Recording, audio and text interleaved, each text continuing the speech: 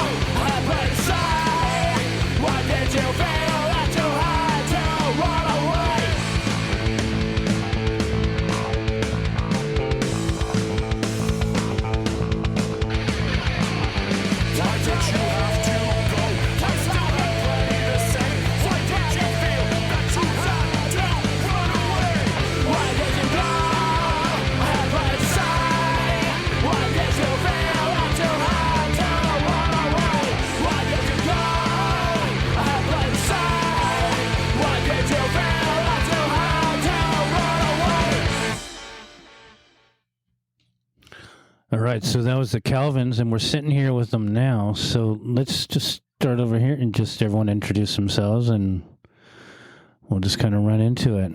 All right, my name's Don, and I'm the bass player. I am Paul, a.k.a. Zop, lead vocals. I am Calvin. I'm Brian, the drummer, a.k.a. Pooney. So that song's Runaway, right? Yeah. Okay. So I want to dive into this because, first of all, I'm sitting here listening to the song and I'm forgetting that we're going to sit here and talk because I just want to listen to more. When did you guys start? And let's start from that. And then we're going to do a deep dive. I want to know like all the roots of everything, but let's just do a quick, where did you start? And so this lovely guy over here kept messing with me. Hey, we should jam. This is what, like 99 maybe? Yeah. So, and then eventually we jammed. I want to say it was like maybe 2000, somewhere around there. Maybe 2001. Yeah. So finally called this bluff. yeah. Got in a room, literally wrote stuff down like intro, verse, chorus, Right. blah, blah, blah. And then we got in, I think, a hourly studio somewhere, probably. And then, El Cajon. yeah, Superior Sound, where we're at now, yeah. which is kind of funny. Yeah. And just literally pounded it out. Yeah. Put the time in and like song after song after song. And then we got 6 with this guy, the singer. Yeah. And did our first show at Joe and Andy's. 6 songs. Hello, goodbye, and that was it. And they're all fairly quick songs. Yeah, we kind of Under 2. yeah, Yeah. 2 to 3 minutes. That's Keeping it traditional. yeah. You won't catch us with a 5-minute song. Oh, or, so or no, even a 4-minute song. a legacy, like a 12-minute song. Like, Nothing like, close. I've done that before.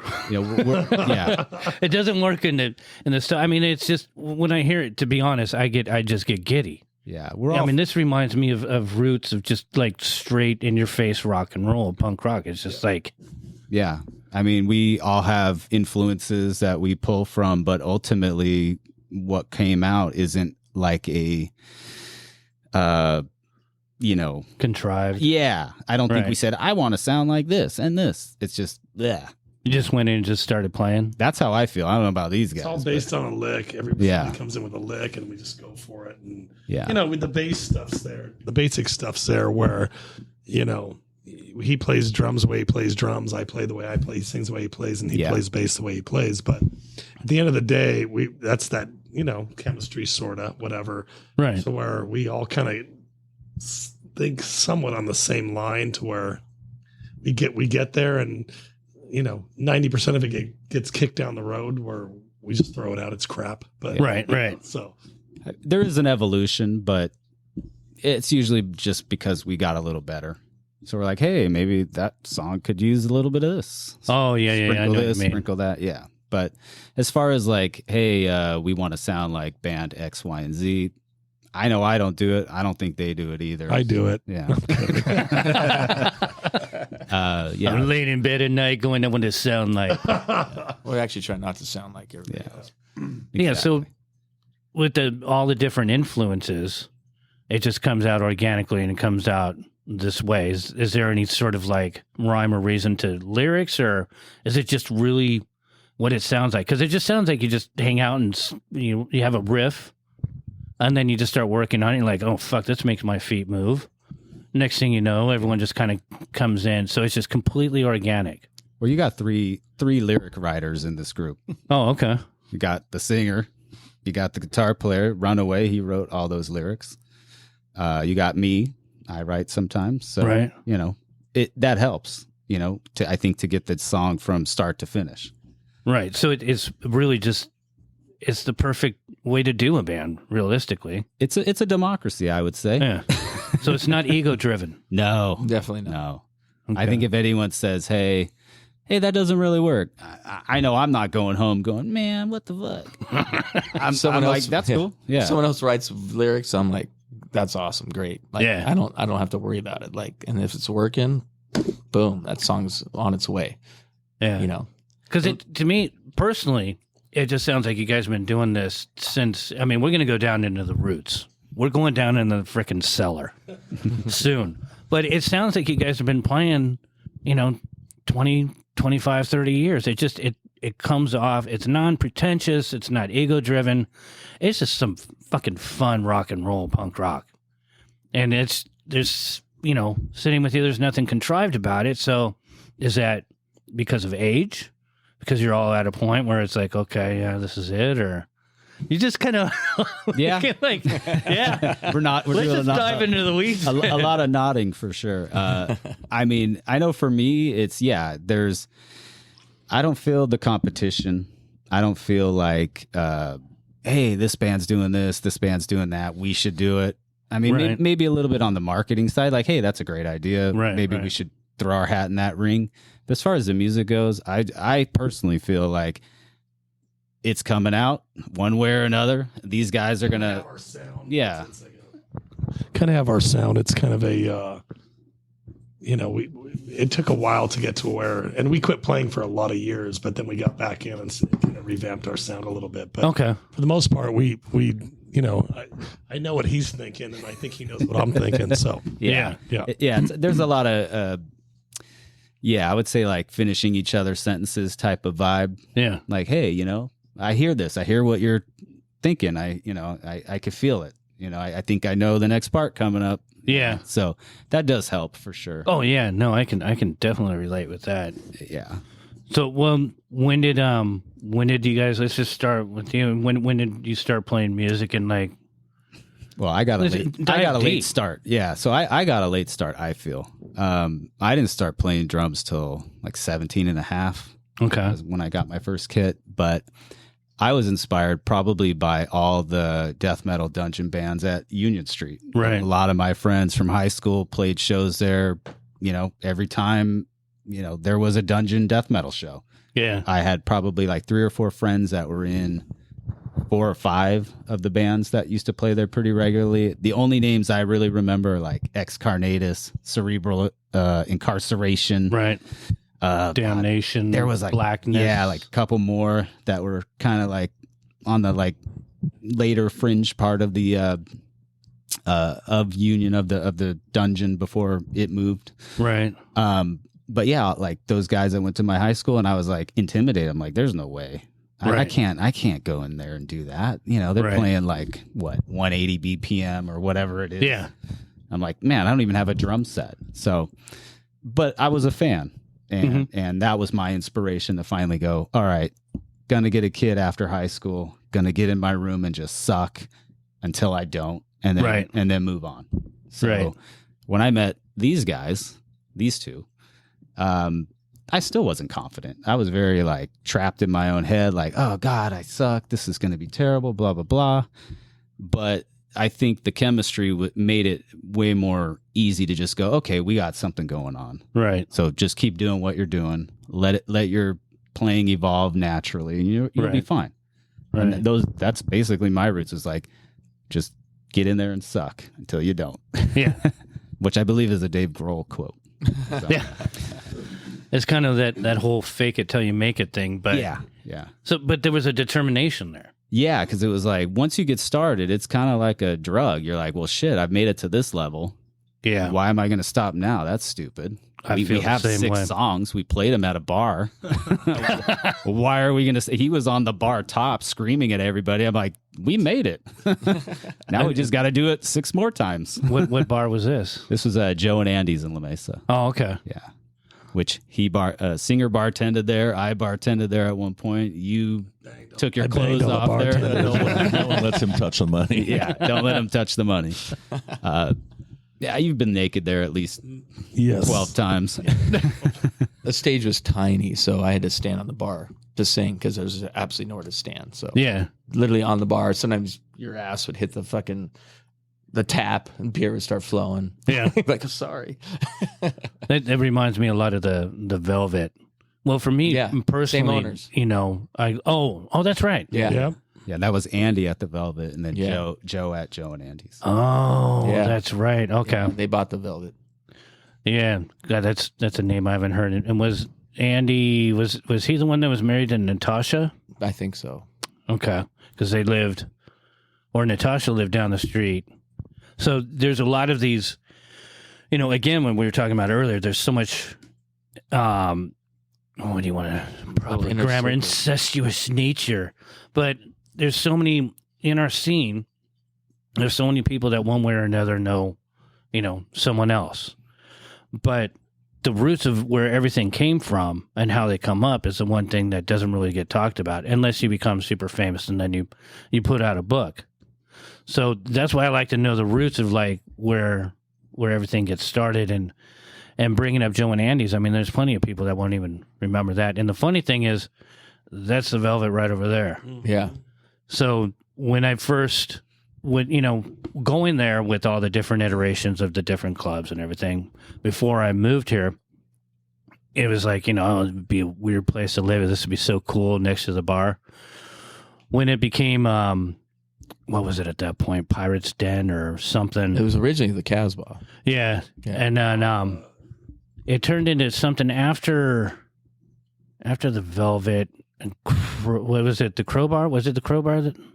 That sounds That familiar. Might be yeah. right. That sounds right. But one of the other iterations that it became, and I was living here, I went there a couple times and I did some plumbing work and I did some work for them. And I would go over there and drink whiskey, and I just thought, this isn't the same as back in the day. Yeah. It's not the same when I was standing out in front with, the spent idols and, it wasn't the same. But that place has been so many different bars, and it's, another thing that's been around the scene for so long. But it's the bands and the people and how they keep coming together and bringing it up. So let's see. When did you start playing guitar? I think like 12. Why? So he had been in a ton of bands before we all met. No, and you guys, yeah. Two. Okay, that's a ton to me. So I was 12, played, folk songs and but loved like the Clash and Hendrix and, Right. I can't play like either one of them, but but just kept playing, was in a bunch of terrible bands in my teens and it was fun. We would do in high school, I went to Saints, so we would play shows all over this place where we're at right now. It was kind of fun. We were awful, but we just kept doing it. We'd do a bunch of covers and some originals and kind of like just kept, flowing into the next thing. And then another band would start 3 years later. And I was talking to you about John Arquella from Beta 7 and Bucko 9. So me and John Jackson were in a 3-piece band back in, I think, 89 or 90 maybe. And we were decent. John was a drummer at the time, John Arquella, and he was a good drummer. So we had fun, and we were just having a good time, and we'd play backyard parties, and I think we played a show with the Forbidden Pigs back in the day, and but we shouldn't have been there, but but it was cool, and then just kept playing, and then I think in my 20s, I was in a few different bands, and then I met this guy because I'm a little bit older than this guy, and then that's where it started. So we were into similar types of music and pretty diverse stuff, but he and I just hit it off, and his drum style, he had the chops, and I was like, cool, and locally there was a lot of good music going on in the 90s here locally too, so for sure. And so we were like, wow, let's kind of move through that maze a little bit. And we did, but we kind of, like I said, we just kind of started our own kind of gig and couldn't find a singer. So then hung out and drank a lot of beer with this guy. And anyway. It should be noted that we did spend a lot of time with Paul in his van, listening to him drunk sing on many weekends to all the bands we love: Rocket, Fluff, who else? Lucy's, Dwarves, Super Suckers, the list goes on. I mean, and we all had that in common. We all loved those bands from the 90s, San Diego scene. That's what I think really kind of got us together. Like, hey, they're doing it. Why don't we give it a shot? We're a little late to the game, but who cares? So and we couldn't find a singer. We had a different bass player at the time. It was back in the day, and it was Mike Carnevale. But so we were just sitting there, kind of go, okay, what's next? And so he wanted to sing, and we would hear he didn't want to sing. We would hear him sing. We're like, he's got a good grit to his voice, right? And then we had him sing "Flowers by the Door" by TSOL, right? That was your intro song. So he came out and sung. We learned flower. We already knew it. We sung "Flower." He sung "Flowers by the Door." Like, you're in. That's it. Like, this is how old it was. I remember we worked together, so I remember bringing him a CD copy of the song, going, "Here, we know this. Now it's your turn to learn it, and then come in and then see what happens." Right. And he wasn't nervous either. It was no big deal. I was fucking frightened. I'd never been in a band before. Always liked the music, and drove everybody around in my van. We'd party hard and crank the tunes, and these guys were doing their thing, and they're like, hey, you want to sing for the band? I'm like, what, are you crazy? Literally, like, and I, for some reason I said, you know what, fuck it, I'll give it a shot. Yeah. And so I showed up, and here we are. So you never had any aspirations at all to... Growing up as a kid, I would, in my room, sing. Right, right. Like, almost like lip sing. Yeah. But never thought I would ever be the singer of a band. Really? Yeah. Never. That's crazy. And we already had a ton of songs kind of done, and then once we got a singer, we kind of reworked them, right? To where we were like, okay, cool, because we were just flying blind, and then he came in, we're like, okay, cool, he's got a good grit, we liked his tone, and he could shake his ass, so we're like, you know what, this is going to be good. You already had a van too, so that kind of helps. I know, dude. Yeah, that's good. Well, Chevy conversion van. Oh yeah. Yeah. Yeah, that was one of the things. My guitarist Jules from Damnation, he had his van So, he could show up. He's, if he wanted to go on tour, just load up. And the drummer had his double kick and God knows what other things that he stole from Neil Peart because his drum set was huge. So then, when they're doing Damnation, they're this full metal band, but he's got the band, he's got the look. And then our bass player, Tony, this little guy, but just froey hair. I mean, they look so metal. And then Brian, our drummer, big guy. So I'm like, yeah, these guys are fucking metal. They got the van. They got it going. So we ended up talking and we did the band Pour with me singing, which was, man, that was quite an experiment. But there's so many things when you're trying to figure out a band as a kid that you have, the little things you have to check off. Do they have the look or do we care about the look? Is he prettier than my mom? You got to go through all the little things as you're growing up. And for me growing up, I still find it amazing what other people went through because I started off trying to be a guitarist to please my dad, basically. And all he cared about was drawing things with eyes hanging out and riding my skateboard. And I got a D in guitar class. And then so later when I got older, I realized I couldn't play the guitar worth a shit. So I started playing the bass. But I started playing it kind of like I would play a guitar. And then vocals came in because I couldn't play anything, but I wanted to be up there and I just had something else to say. But I didn't really want to do it. So I like finding the dynamics of bands and, it's really curious when you go from an idea to writing songs. But if so many bands, I've been in so many different projects. If you find the right people and things just fall in place, then, you're like, all right, fuck it, I'll just do vocals. And now I'm listening and going, God, you're more seasoned than I am. Your vocals sound better than mine, and I've tried all these different styles. So I find it absolutely just fascinating, the roots. And we're gonna go into the roots of the rest of the scene and everything in a minute. But why'd you start playing the bass? Let's get the...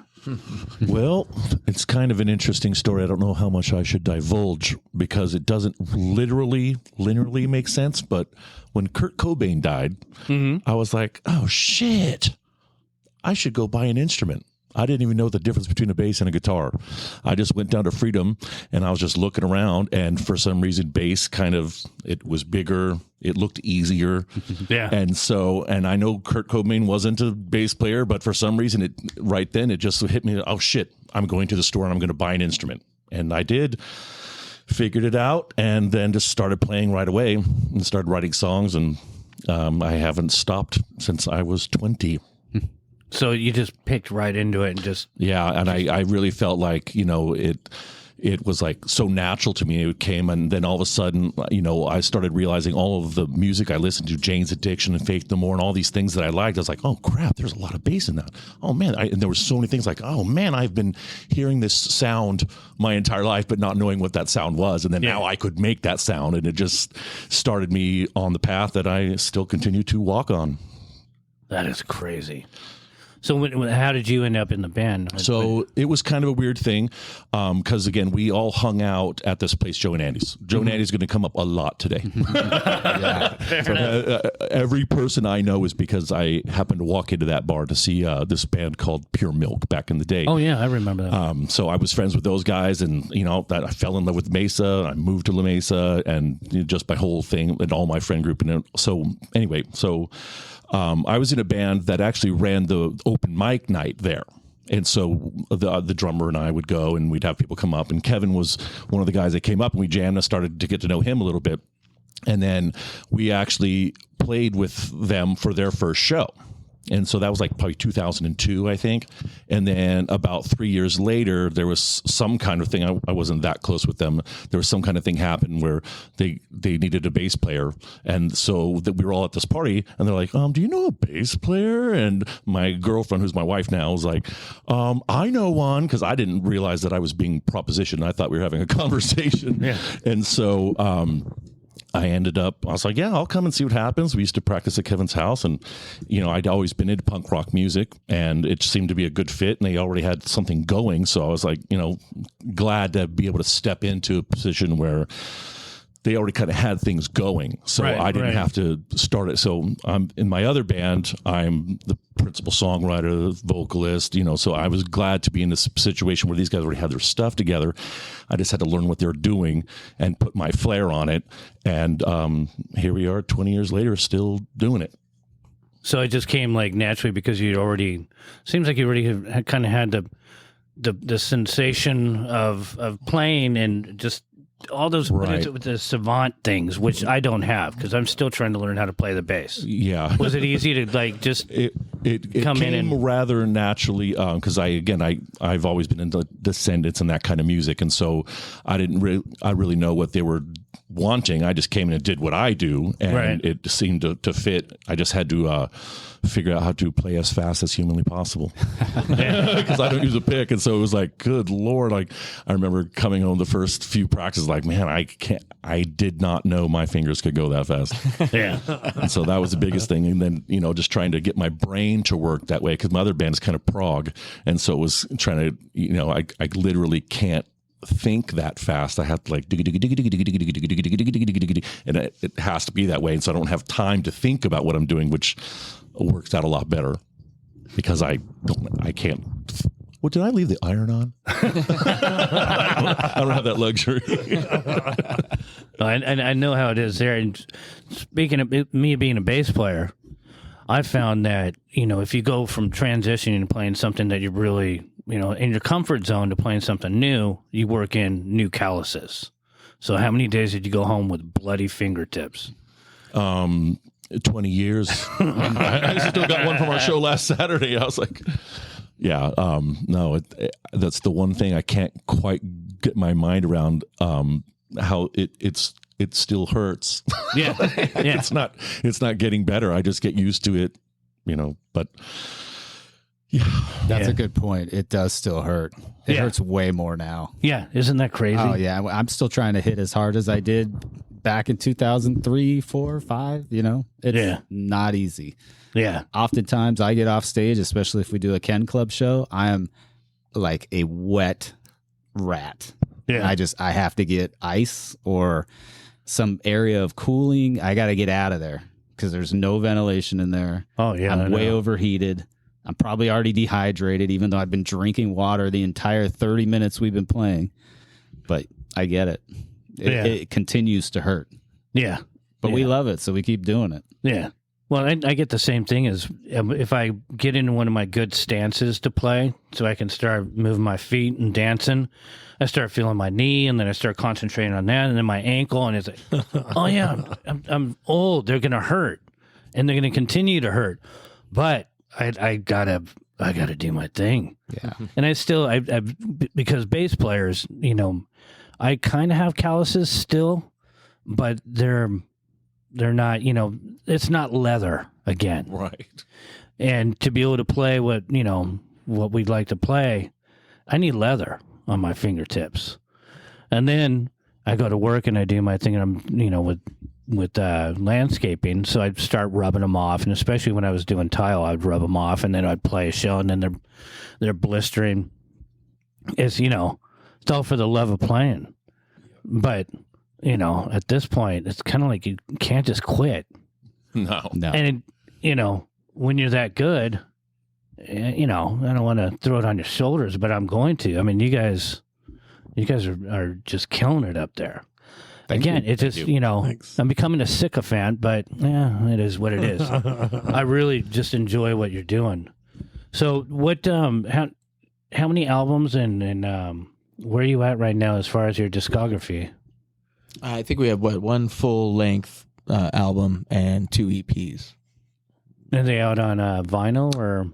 No, they're digitally you can get them. Yeah. They're on Bandcamp or Spotify or you name it. All the Apple major Music. digital platforms. Yeah. I think even the EP is on YouTube as well, like 3 separate songs. Yeah, and I think I was doing some research on there.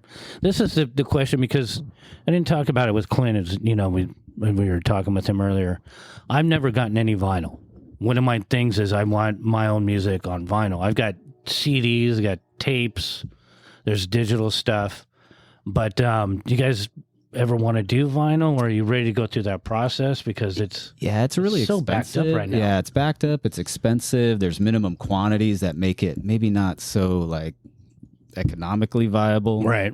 We did a run of 50 CDs for the EP, the newest one, and those went pretty quick, but we didn't really sell them. It was more like a business card, like, hey, if you don't want to go on Spotify or whatever, then here, check this out. And we did some cool artwork and whatnot. Yeah.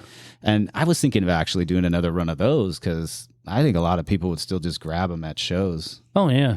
But we also do a little business card that has the link to all the digital barcode. Yeah. Yeah. So it's like a little QR code you could scan and it'll go to a link to all the streaming platforms and whatnot. But that's another thing. You kind of have to change with the times or you're going to be spending a lot of money.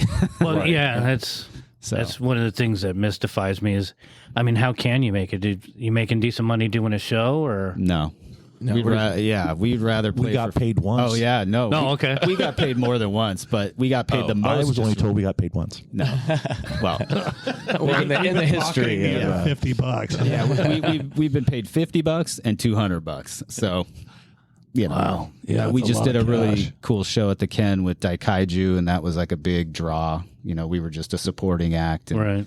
So we got a pretty good chunk from we that. don't play for money. If there's a draw at the door, we don't. Anyone that shows up to see us, it's free because we're not gonna. That's kind of our thing. Let's just get it out there, have fun, but we don't charge. Yeah. So the goal now is to just play to people that haven't seen us before, and for free alcohol too. Yeah. That's it. Right. So, Right. Yeah, and they're still stingy on that.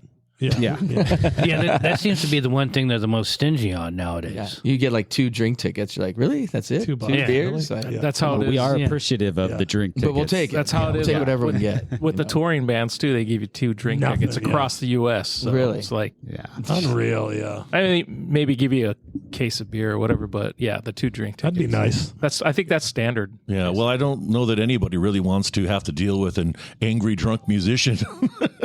Yeah. Yeah. Actually, we can go into that. some of us give Don, that's not true. I'm kidding. some of us give ourselves a bad name. Well, fun fact, we've actually never done a tour. Really? We've only played San Diego. You haven't done L.A. or Nata. So Yeah. we've been talking about some stuff. Actually, right before COVID, we had a mini tour of Reno, Humboldt, Tahoe, maybe Orange County. Just a friend was kind of talking with us and said, hey, I could help you guys out, book, 5 or 6 venues in NorCal. And, maybe you guys can figure something else out, on your way back down. And then COVID hit. So we're like, well, that was scrapped. So Yeah, and it's basically at this point, it's going on 3 years of putting the kibosh on a lot of things. Well, we Jerry and I have had struggles because we got some projects we're working on, but even being able to do events has been weird. yeah. Like the one that when you guys played with John up at the brewery, and we were trying to do the podcast there, and it's just weird now that it seems like everything's shifting to breweries and a completely different style of doing shows than the pre-COVID sort of thing. I mean, there's still the bars, but I kind of like these. They kind of make them more festival, in all age, but you can drink. It's a different environment. Well, it's weird because did you ever grow up thinking you'd be at an all ages show at a brewery? I know I didn't. Yeah. or even it's kind of like playing a restaurant if you think about it. Yeah. Yeah. And when I was doing Since in 77, we played Tio Leo's. And, oh, God, this is before my wife and I. Well, it was probably 2000 or 2001. And that was kind of weird because, the half of it, well, this is still when it was inside. So the one half was the bar where they had it all set up, and it was kind of like a club, and it was pretty cool. And the guys at Deadbolt came out to support us. But then the other side is the restaurant where I used to take dates. And I knew about it because, I was over at Soma, so I could, it's a fancy place, and they'll allow me here because I'm turned from Soma, But now it's like these breweries. As a kid, I never even thought I would be in a brewery. Yeah. Well, they weren't even really a thing. Even a thing. Yeah. Yeah. What am I going to go up to, the Great White North? Right. No, Hey, as a side note, though, with the Tio Leo's, they used to cater our New Year's Eve shows. So all the food that we served at the New Year's Eve At Soma? at the sports arena, We did those show big- the sports arena. Oh, no we did kidding. those Yeah, 20, yeah. 20 bands. Yeah, yep. Tio Leo's would I remember cater those. that. Yeah, yep. That's crazy. Nice. Yeah, speaking of Tio Leo's, I think I've been to many a swing show there. Yeah. Yeah, they had a pretty Buddy good Blue swing and- crowd yeah, there. Yeah. yeah. That was fun. Yeah, and then it's we've told this story before, but we would take bands if they wanted to use a shitter, a clean one, because I knew the guy cleaning the toilets at our place, and so we would take them over to Tio Leo's. So like Ian, didn't you take Ian? I know we've told this You story. took Ian. I took Ian. Yeah. Oh yeah, that's right. That's right. Who? God, I can't remember. There's so That many. was a but it was, Fugazi you tour? know, Fugazi yeah. tour? Yeah. Yeah. I think I was at that show. Yeah, Yeah, but that it was a great- clean toilet, So I don't want Ian crapping on a thing that I just cleaned an hour before. I mean, he's the godfather of the hardcore movement, right? Yeah. So at least the East Coast Yeah. godfather. Yeah. But that was as close to something like the oh god, I can't remember the place that we were just at when we did everything. Evolution.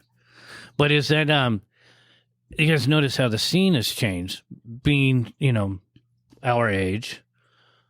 Do you think it's like going a better direction? Is it bringing more people in? Is it a different audience, or what are your thoughts of this? Because again, as we were talking about, back in the day, you put out a tape and then you put out vinyl, and then eventually CDs came and made it a little bit easier. But now everything's just live streaming. It's so much easier, so much more accessible, and now even the shows are different. So, are you finding anything, personal thoughts, sort of? I have thoughts, but I'll let somebody else go if they want to go before me. But Yeah, so I think what's going on right now, a lot of it's not good, because it's all a lot of it. We were listening to a recording of one of our friends' bands on the way down here and it's a lot of it's just the same stuff, and it sucks. So kind of keeps us kind of going in the other direction, but Right. And then there's a lot of it's kind of neat. You said the younger scene with the breweries, and there's a lot of young kids out there, and they still love what we loved when we were their age, which is cool. But a lot of the music is real bubblegum, and that's not good. But then you'll hear occasionally you'll walk into a bar and you'll hear some band, and maybe they're from here, maybe they're not. That's doing something different. So we're trying to grab that a little bit and run with it and keep it edgy. But there's a lot of stuff that's not good in my opinion. So Well, you gotta remember too. We're older now, and our parents didn't like our music, so we're kind of the parents now. Yeah, we don't right. like the kids' music. Well, that's the other thing too that I've noticed. Two things really quick. Number one, about that show that we were at, I was really energized by the young people that were there. I thought it was cool, and in that aspect, I think it's cool that this can kind of happen because there are a small fraction of younger people that don't even know anything about heavy music, and they seem to like it. Especially when we played the North County, it would seem like, wow, these kids really like it, and just the energy of them being there, where we're used to people just kind of standing there. I mean, not when we're playing, but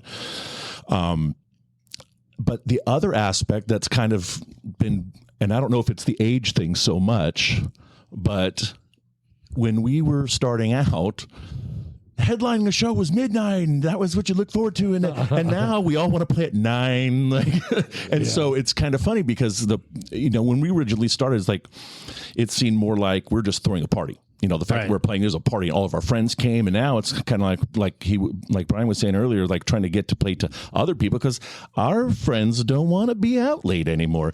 And even with Clint and some of the other people that are all in the same peer group, we don't want to be out at midnight.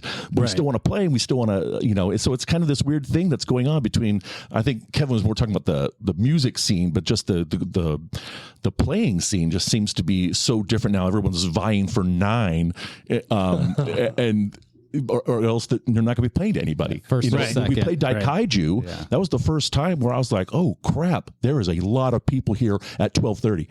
And they were all similar age, but I was like, okay, now that's a band that can play whenever they want. Yeah. You know what I mean? But I was just shocked that we played one with lower class brats, and it was a similar kind of thing. But those people didn't even want to come in. They were all sitting outside drinking water and stuff. And then when the band they wanted to see it come, they all went inside. But it's kind of a weird thing to have this shift, because again, I've been active since the 90s, and it's just so weird now. People are like, I don't know, are they the headliner? Like, that's a conversation now. It's like, who's the headliner? I don't know. It's like, because it used to be whoever was playing last of the headliner. Now it's like you got to find some chump band to play last because nobody wants to. Well, and they're out there too. You even have co-headlining too.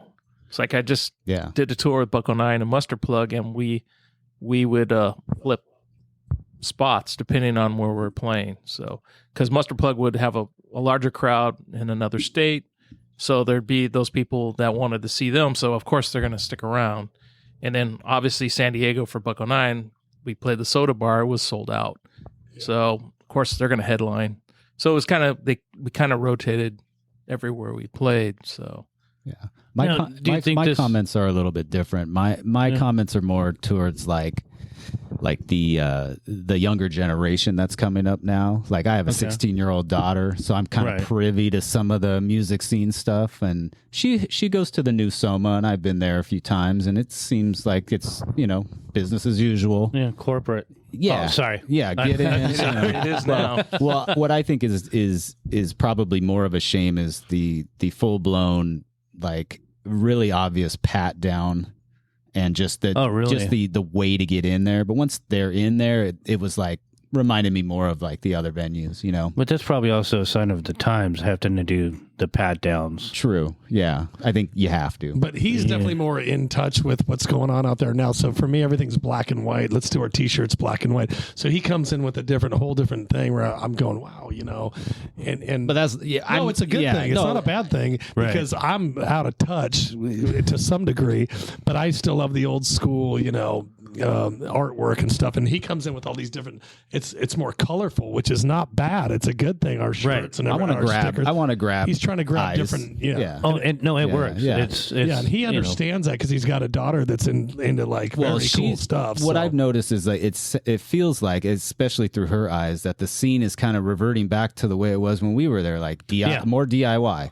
Right. Like she's cutting up sweaters and shit, and she's making her own clothes. We're going thrifting a lot, and like that's cool, And at 16, because my daughter's 22. Yeah, and she's going to like shows under a freeway, generator shows. Yeah. There's shows out in the desert and stuff like that. I'm like, you're not going to the fucking desert. Are you crazy? But like, is your daughter doing the similar stuff? Like she's 22, obviously she's still older, but is she out doing the shows thing or no? She's. I mean. It's my daughter, so if she wants to go see a show, it's either with mom. They went to see Dolly Rots, but she's like, "Fuck, I got it all here. They'll come to the house." But she's also not. She's not that outgoing. She's got her two really tight knit friends, and they hang here. This is just kind of like a safe haven, and because of COVID and everything's gotten weird. They'll go out every now and again. And she's heavily into music. She's talented. She's a talented artist. I can definitely see with the kids that I work with, that I mentor, the Magnol Company, they're doing shows. Some of the kids were at that event, and it is different. It's getting back to DIY.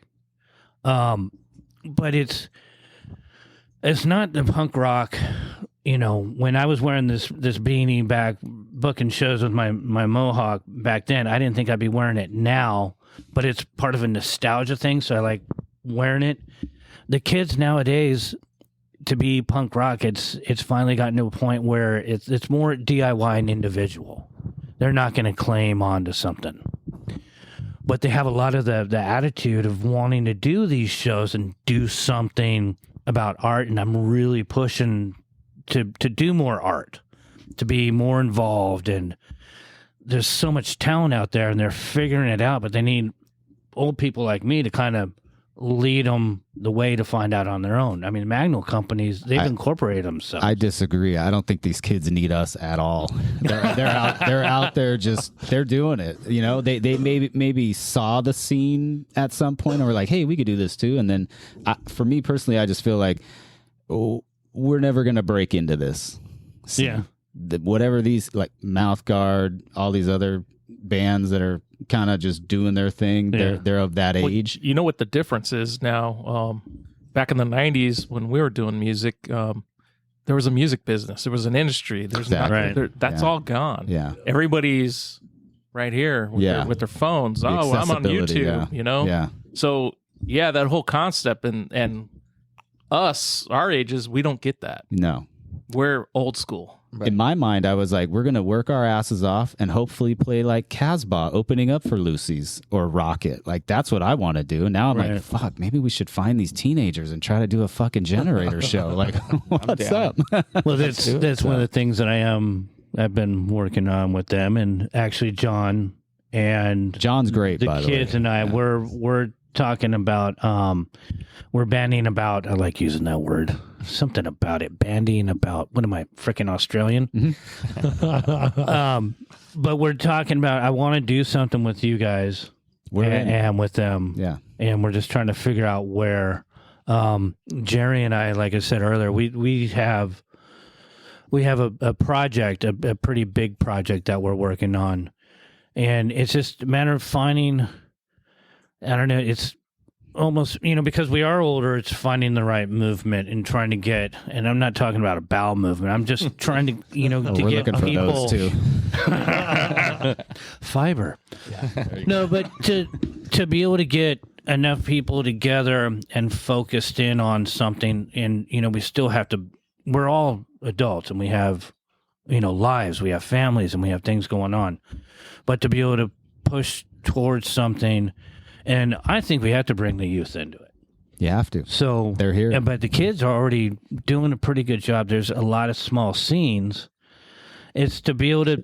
Here's a good question. If coming in and working with those kids, do you feel like you should try to impress them somehow, or you just sort of slide in like just do what we do? They do what they do. If it's a shit show, it's a shit show. If it's great, it's great. Like that's. I couldn't think of anything more organic than that. But seeing your daughter, like going to those summer shows, did it bring back those memories from the 90s? Like going to Metro? Yeah, absolutely. Like I felt great. I was like, this is cool for her. She's fucking in the middle of the pit the entire time. So you I'm felt in that the back. vibe, like the scene. Oh, is yeah. The actual, there's a scene, but the new Soma, they're not doing local bands anymore because it's Live Nation that owns it. Right. So yeah, when I went there, it was Sad Park, which I think is L.A.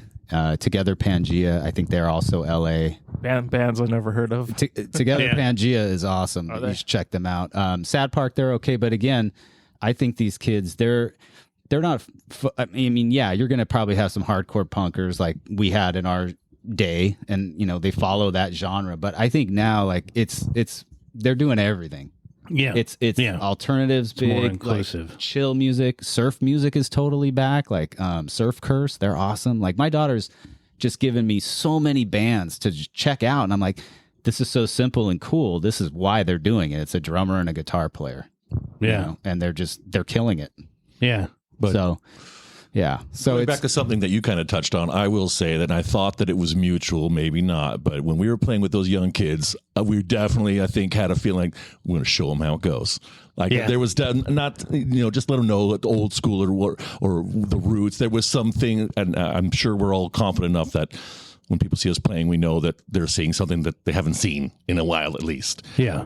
So there's going to be some level of impression that goes on anyway. But there was definitely, when we were playing with these little kids at the skate park, there's definitely some like, okay, let's show them how it's done. Yeah. Well, that was a little different for sure, but because you guys are polished, you guys have that stage presence where, with a lot of these other bands, they just don't have it.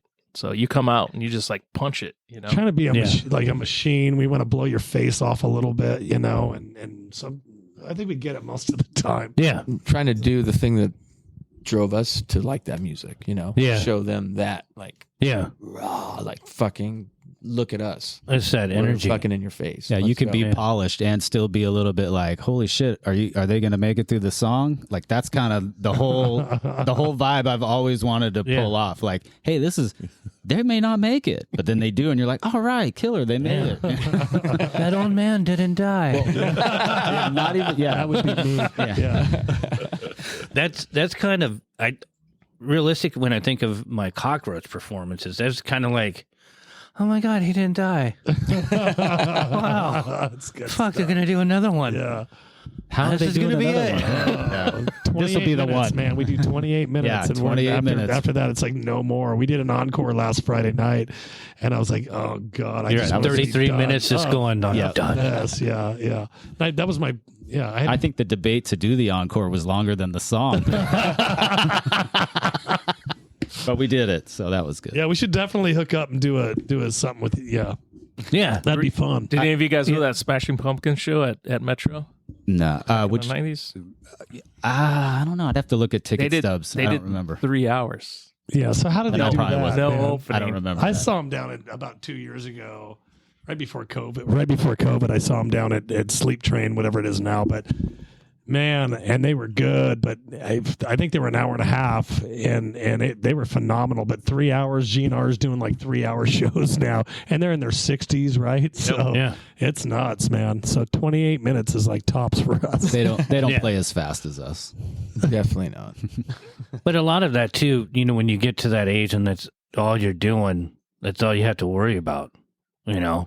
So you can work for True. 3 hours Yeah. and then sleep and, because you Yeah, have yeah. everyone doing, when you're at that level, I was just talking with Mike Spen about it the other day. It's when you reach a certain level, your people do all your work. So to even get a hold of someone, you may have been friends forever, but once someone gets into that millionaire and then to the billionaire, it's like you can send them a text and they're going to go, is my phone ringing? Would you people look at it? And then 5 people are going to look at it, and by the time it gets to you, it's like, oh, it's time to go to bed. Oh yeah. I couldn't imagine. Oh, sir, any- your mom called. she's dying. Okay, we'll have someone send her a message. I couldn't imagine any of us prima donnaing that much. To be And we all honest. work full time, right? So Yeah. But even if we had the money, Pretty I don't much. think any of us would Sorry, trust anyone else to Yeah. set anything up. I know I wouldn't. I don't think you would. No. I mean, we would probably show up for sound check if we absolutely had to not touch our stuff Right. to set it up. But that's such a foreign idea. That So, then let's go with that. With the idea of, say you guys get picked up and you're just making corn money, not even Green Day, Blink 182 money. And then you have people, you have a crew setting up your stage. I know how I feel about it, but I want to find out from Brian. Let's just start with you. Can you imagine someone going and setting up your drums? no, I'd probably still want to do it. Yeah. Yeah, 'Cause or at there's- least watch the guy. There's something about it. I mean, it's your fucking drums. Yeah, I mean, you can put them there for me, but cool. Yeah, call it a control issue, call it whatever. I want to know when I hit that first fucking whatever, snare, bass drum, hi-hat, I know it's not going to fall over, Right. which I will say one point, which is the main reason why I hate doing backlines. I'm usually like, no, I'll fucking just tear that shit down. I'll put mine up. Yeah. I spent all the money for it. I might as well play it. It sounds great. I know it's going to be good.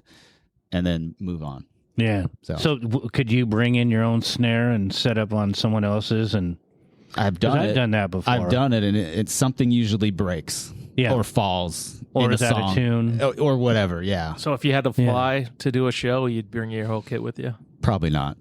But I would. You're I gonna would. be backlining. Yeah, I would be backlining, but I would probably be spending some good time tuning. Yeah. Right. You know, right. fucking with it. Getting everything adjusted the way you want it. exactly. I wouldn't trust some other guy. Like, Because I was a drum tech at one point, so I used to set somebody's kit up, and it was I don't trust you. I could tell. it was no, I had it down. Sound like my I wife. believe I it. totally No, had it down. I believe you would. Yeah. No, I think it's a muscle memory thing. You can get Yeah. it set up pretty easily, and but like I said, it's just a foreign thing. I don't feel like we'd ever get there. I mean, randomly, if we did, that'd be great. But some people just don't want anybody touching their gear. Yeah, that's kind of where I'm not that at. protective. It's a trust thing. Yeah, it would take some time to be like, okay, cool, you can do it. But like, yeah, most of these shows that we're going to, oh, we got a kit. And like, No. I know what kit you got. Yeah. It's not and my I've kit. got a niche. Yeah. Yeah. What about stringing guitars?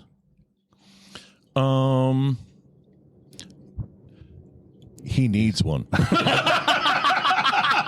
He needs someone to help him, I think. I never change my strings. Someone that has battery. No, so I basically, bottom line is I always string up new strings before every show, whatever. Right. And I bought a new freaking Les Paul, and it had never been played before, so I'd start playing, and I took it in to have it this thing's perfect. So it took about literally like 5 months of playing this thing to where the thing had, and this is an old, it's not that old, but it's old enough to where somebody should have played the damn thing. Right. And I have a stack of Gibsons, and that's my guitar, and I've got, some good stuff, but so it's like, man, this is my dream guitar.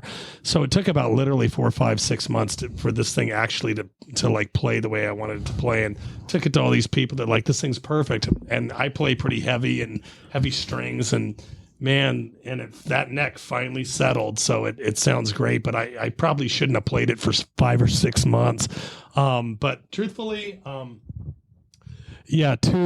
played 2 different cabs, 2 different heads, 50 watt tubes, and I have them dialed in. One goes through a bass cab, the other one's just a Ford Celestion cab, and it's just got that sound. So, well, it's one right now. Yeah. Well, I only have one speaker left because Daikachu or whatever blew. I loaned them my cabinet. They blew all my speakers, but no big deal. Totally worth it. So, but even last Friday I played with one in the 4, Celestion cab, and then I played through a custom old school tuck and roll bass cab, and it gives it that bottom end. But if somebody doesn't, I've been playing like that for years through an AB box, and it gives it that kind of a pretty good sound.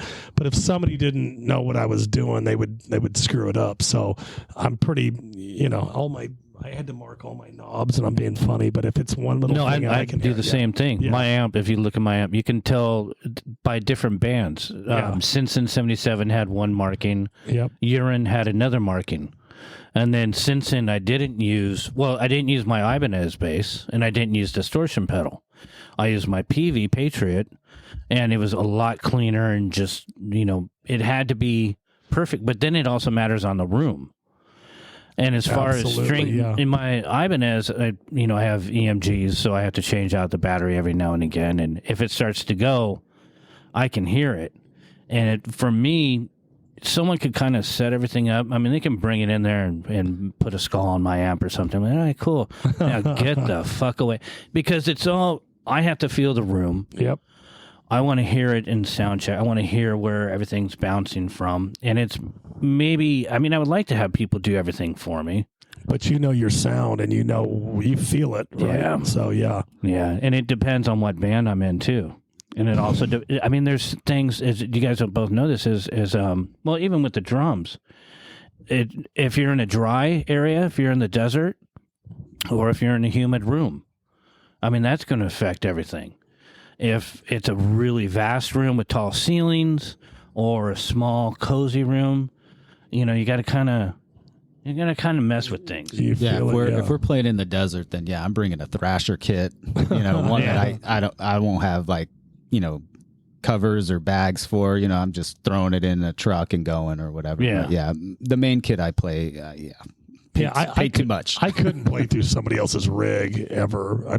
We would practice at a studio out in Santee for a while, and the guy had the killer setup, and it really was never my sound, but I dealt with it because we were, it kind of worked, and he didn't want my stuff in there anyway, and it worked. And even recording, sometimes they can try to get your sound sort of, but the last time we recorded, I went through my stuff, but I wouldn't feel comfortable playing live, going through somebody else's, even if it were the same 50 watt, blah, blah, blah. Your sound's your sound, right? My sound's my sound. So, and we kind of perfected that sort of, I can kind of read his mind on drums a lot, Brian's mind. So I kind of, we just play off each other in the ping and the chops. And that's how we write our music too. So it's pretty much goes hand in hand with, that's your sound. Your sound's your sound. You guys know, but that's for me, that's like, What about vocal wise? If you come in, can you hear when something's off in the band, or someone's out of tune, or Mike Stan? We play all these local bars, right? So the sound systems are they're all over the place. Half the times the monitors don't work. Right. So I'm usually just flying by the seat of my pants. Yeah. I'm just like, all right, tonight sucks. I can barely hear shit. Or, oh shit, I can fucking hear myself. That's fucking amazing. This is great. And then there's the rare one. Yeah. Where I can actually really hear myself. Oh yeah. That's fucking rare. Do you bring your own mic? I actually bring my own mic, but just not for a sound thing. It's just more of a, and I'm not like a germaphobe, but I'm like, I have a mic. I don't know if they're cleaning the shit. And anyone that's been a singer, you're spitting all over the fucking place. Oh, yeah. So I'm like, let me just read my own shit, so I don't have to fucking deal with it. So I usually roll in with it in my back pocket, and then it's set up, and I just go, oh, here, you can have your mic. And he'll I help plug us mine set in. up once in a while, too. Yeah, when he always feels helps. like it. Yeah, I'm like the roadie because I got the easy job, right? I just have my mic. What a sweetheart. Always helping. I always feel bad. I'm like, no, don't care it. I got it. It's cool. Yeah. But he always helps. Yeah. I think this is a sign of age too, because when I was younger, I wanted freaking people to do more and help out, and I always admired roadies coming in and setting everything up, but then as the band started getting bigger and bigger, and then you have a whole crew. This is one of the things I've never understand. At the new Soma, someone like Smashing Pumpkins, they come in. Granted, their sound guy and everyone, their crew, could probably do the whole set.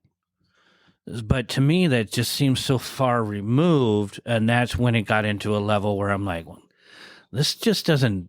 I don't know if we could put up with this. But we would have, well, depending on who was coming through with who, you might not even see a band member until they go on stage, because their crew will come set everything up. They do all the line when bands will bring in their own sound. So then there's like some new semi in the back of the club, and I'm going, what the fuck is that? Oh. So they're bringing their own sound systems to their own monitor system, and then they're, some lighting rig. Maybe not all of it comes into the club. There's no room for most of it. Yeah. And they're looking at the club going, this is it? Yeah, it was in the fucking rider, you piece of shit. You knew, oh, that's right, your management didn't tell you, whatever. But, I'm personally, I'm really, it's that DIY ethic. I got to have my hand on everything, and that's the way that we would run our shows. See, that was what was weird too. Is local bands come in, did their thing, and then some of these local bands became huge, and then they had their crew. So it was just weird watching that transition. Yeah. Yeah.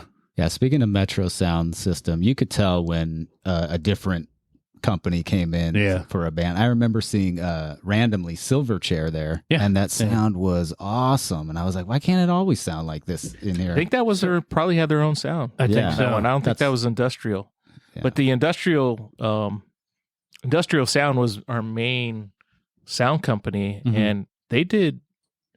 I think they did Warped Tour, if I can remember. That wasn't Rat sound. I don't know. No, I think they did. Oh, God, we seriously. Actually, industrial worked for Bad Religion, so I think they went out with Bad Religion. Yeah, I can't think of a bad sound show at Metro though, because I think most of them are pretty good. I saw Hole there, Sublime, pretty much. That was all industrial. Yeah, anything in like the probably like 90, whenever Metro started, 94 was it? Yeah, late 94. Yeah, to like I don't know, probably 98 even. I was so 98 was Rat. Oh, okay. We actually, when Golden Voice took it over, Rat came in, they installed a sound system, because industrial, we had to load that in and load it out after every show. Oh, shit. So it was a lot of work. That is a lot of work, yeah. Yep. We built the sound pretty much on a Friday, we built it, and on a Saturday midnight, we'd tear it down. So have you been to the new Soma at Sports Arena? Well, he's the one that built it. Him and Scott from Blink are the ones that built the originally. So the side stage at the new one is bigger than the main stage at Metro, right? No. Oh, pretty close? No, the side stage at the new one holds 500. The main stage at Metro held 1375. Oh, sheesh. Wow. So the new Soma, the main stage was 2500. Damn. Yeah. And what's crazy is now the new Soma's been around longer than a Union and Metro put together. Wow. So October of this year, it hit its 20-year mark, because we opened the new one October, I think it was like October 20th of 2002. Okay. And our first show there was our first main stage show. The headliner was the Vandals Fun show. with Audio Karate and Tsunami Bomb. I can't remember what we had a local on there. Might have been Hornswoggle or somebody. Yeah, because I didn't even show my face there. I was afraid of being run off until I guess it was the Queen show Yeah, you came for the when I came to see Queens of the Stone Age, and I was nervous as hell until I seen Jerry was there. I'm like, okay, because it just. I saw we your, talked about I saw it your before. backstage pass on the refrigerator. Oh yeah. Yeah, I kept that one. I've got that one, and we were talking about earlier too. Megadeth made us wear. I had to wear a backstage pass at Metro for Megadeth, even though I'm really the only one that's supposed to be back there besides Len. But I had to wear a fucking pass because they didn't know who I was. Oh wow. But hey, Was that That's Queen Megadeth. show before or after they played the Casbah? Because we saw him at the Casbah Queen. We saw him at the Casbah, and we also sat on top of my van and watched him at Tower Records right there. Oh yeah. oh perform. wow, So I was wondering if that Tower Records show was before The Soma. the Soma show Yeah. or Do you remember who opened? Or no? They were just outside in the parking lot. There's one of those. Oh, you mean for the Casbah show? Who they opened for, or who opened? or for? hoping for them? I don't know. don't know. We just remember Nick Oliveri asking us for Coke, and that was like the highlight of the night. So That was probably, to be honest with you, I think that was probably before yeah. they played Soma, because that was a Casbah show that was at the new Soma. What happened was they sold way too many tickets, so they're like, "Hey, we got to make this a bigger show." Yeah, because I don't think that show wasn't near sold out, was it? There's probably half, and Yeah. I think the Distiller's open for them. did we even Yeah. have tickets? I felt like I didn't see him at the Soma. No. At the Casbah, did we even have tickets for that? I don't know, but we got in I thought we were after they had yeah. started. I thought they it was- let us in because we were standing. That would have outside. been. And now Nick's That would've not been in a the fun band show. anymore. Yeah. Yeah. Nick yeah, was it's cool, Yeah. but you remember from the Caius days. Yeah. Yes. Oh yes. Oh my God, Union. Caius. Caius at Union. They're such a heavy influence that it took me a while to accept the fact that someone could like take my favorite band of all time, well, Venom, but Black Sabbath, but they could do that sound and do it so well and do it punk rock and my sort of just their approach. The bass player, I forget his name, barefoot and just up there and just everything. See, I'm getting chills right now thinking about it. It was so brilliant, and it really took me a while to really understand the impact of each album. And now I'm a sycophant for them. They're just absolutely amazing. And I've done music similar, but the singer, I forget his name. If I could do a band with him, wow. I would not even need a mic in front of me. Yeah. Because I would just sit back and play and watch them.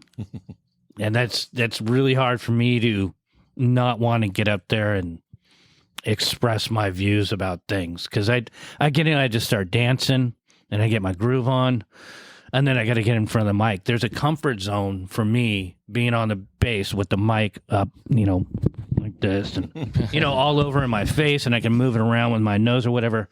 It's just there's a comfort zone for there. When I used to just do vocals in bands, which we go back into the early short-lived days, it was because I wasn't confident to play an instrument. So you played with Short Lived too? no, I started managing. Well, it goes back to Wiener Schnitzel and Santee. Derweenies. This is gonna be a And, good story. Yep. So back in the day, so Dennis worked there. I was there. I don't remember the twins, Davey. So this is like 88. They started forming a band and they called it The Oppressed. And so I did the design, and I was talking to Clint about this. And it's just an eyeball, and it said Oppressed. And I screen printed their first shirts.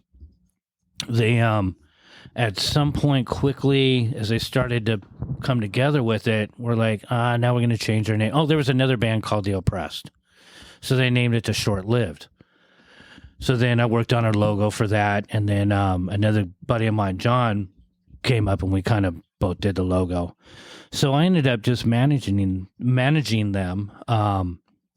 Them and Struggle, who's Justin Pearson, who there's not a project now that he doesn't do that. Just, he did the Locusts. He's playing with Patton and Lombardo in a new band. They did Struggle, and then there was a band, Missing Children, and it all stemmed from the 9th and Out of the Cave.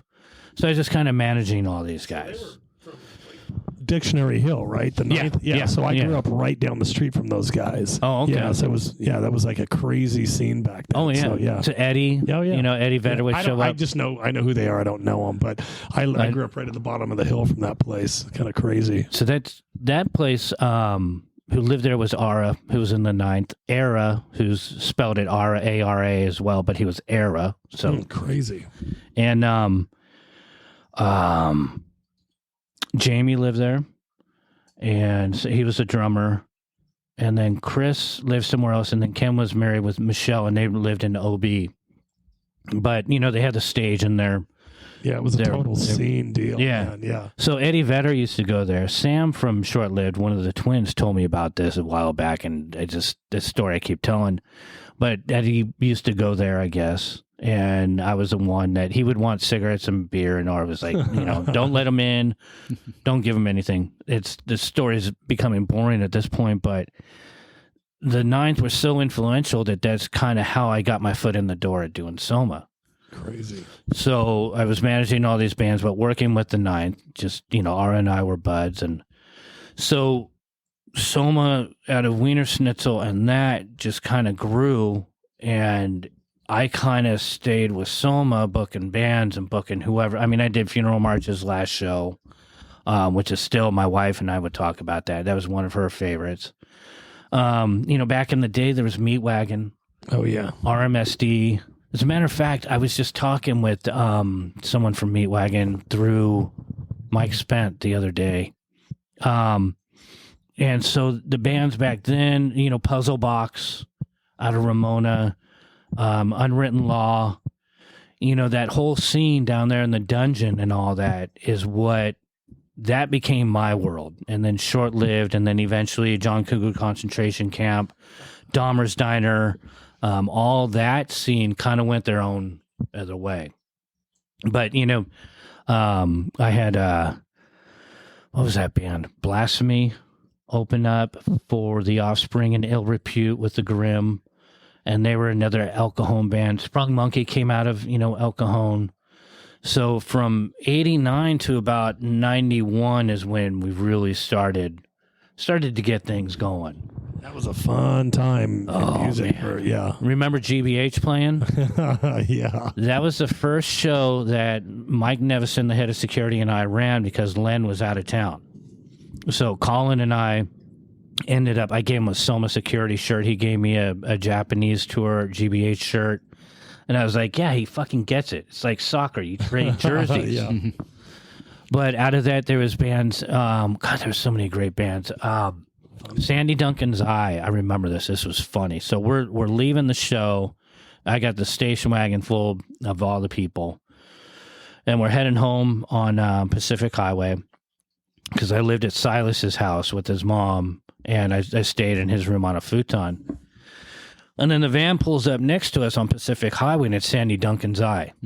And they have this, they threw me a T-shirt into my car, and it's a pink bear. And it's like a teddy bear with a big pink cock that comes out. And it just says Sandy Duncan's Eye on it. That shirt, I don't know if I told you this, Jerry, but that shirt, I was doing telemarketing when we were in between Soma locations. And I was working with Scott Russo from Unwritten Law. And he liked the shirt, and I kept fucking with him about it. So, in between making phone calls, I got a teddy bear with a cock. And eventually, whoever was running kind of the call center is like, you're gone. You can't be going around talking about a teddy bear. And why I wore the shirt there, I don't know. Well, I was doing Soma. Now I'm freaking cold calling people for insurance or something. Magazine subscription. Yeah, it was something really stupid. So, but that early scene is what really kind of molded, because everything was so organic and kind of, it was being created as we did it. There was no playbook.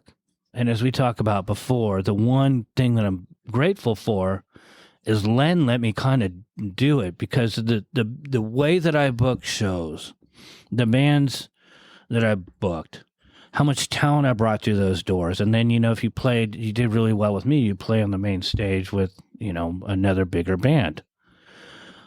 So just the amount of leeway and somehow being able to do it at that really shitty location was just brilliant. I'm fucking lucky, but that's where our scene, started and stemmed from, because the opposite of that was all the bars.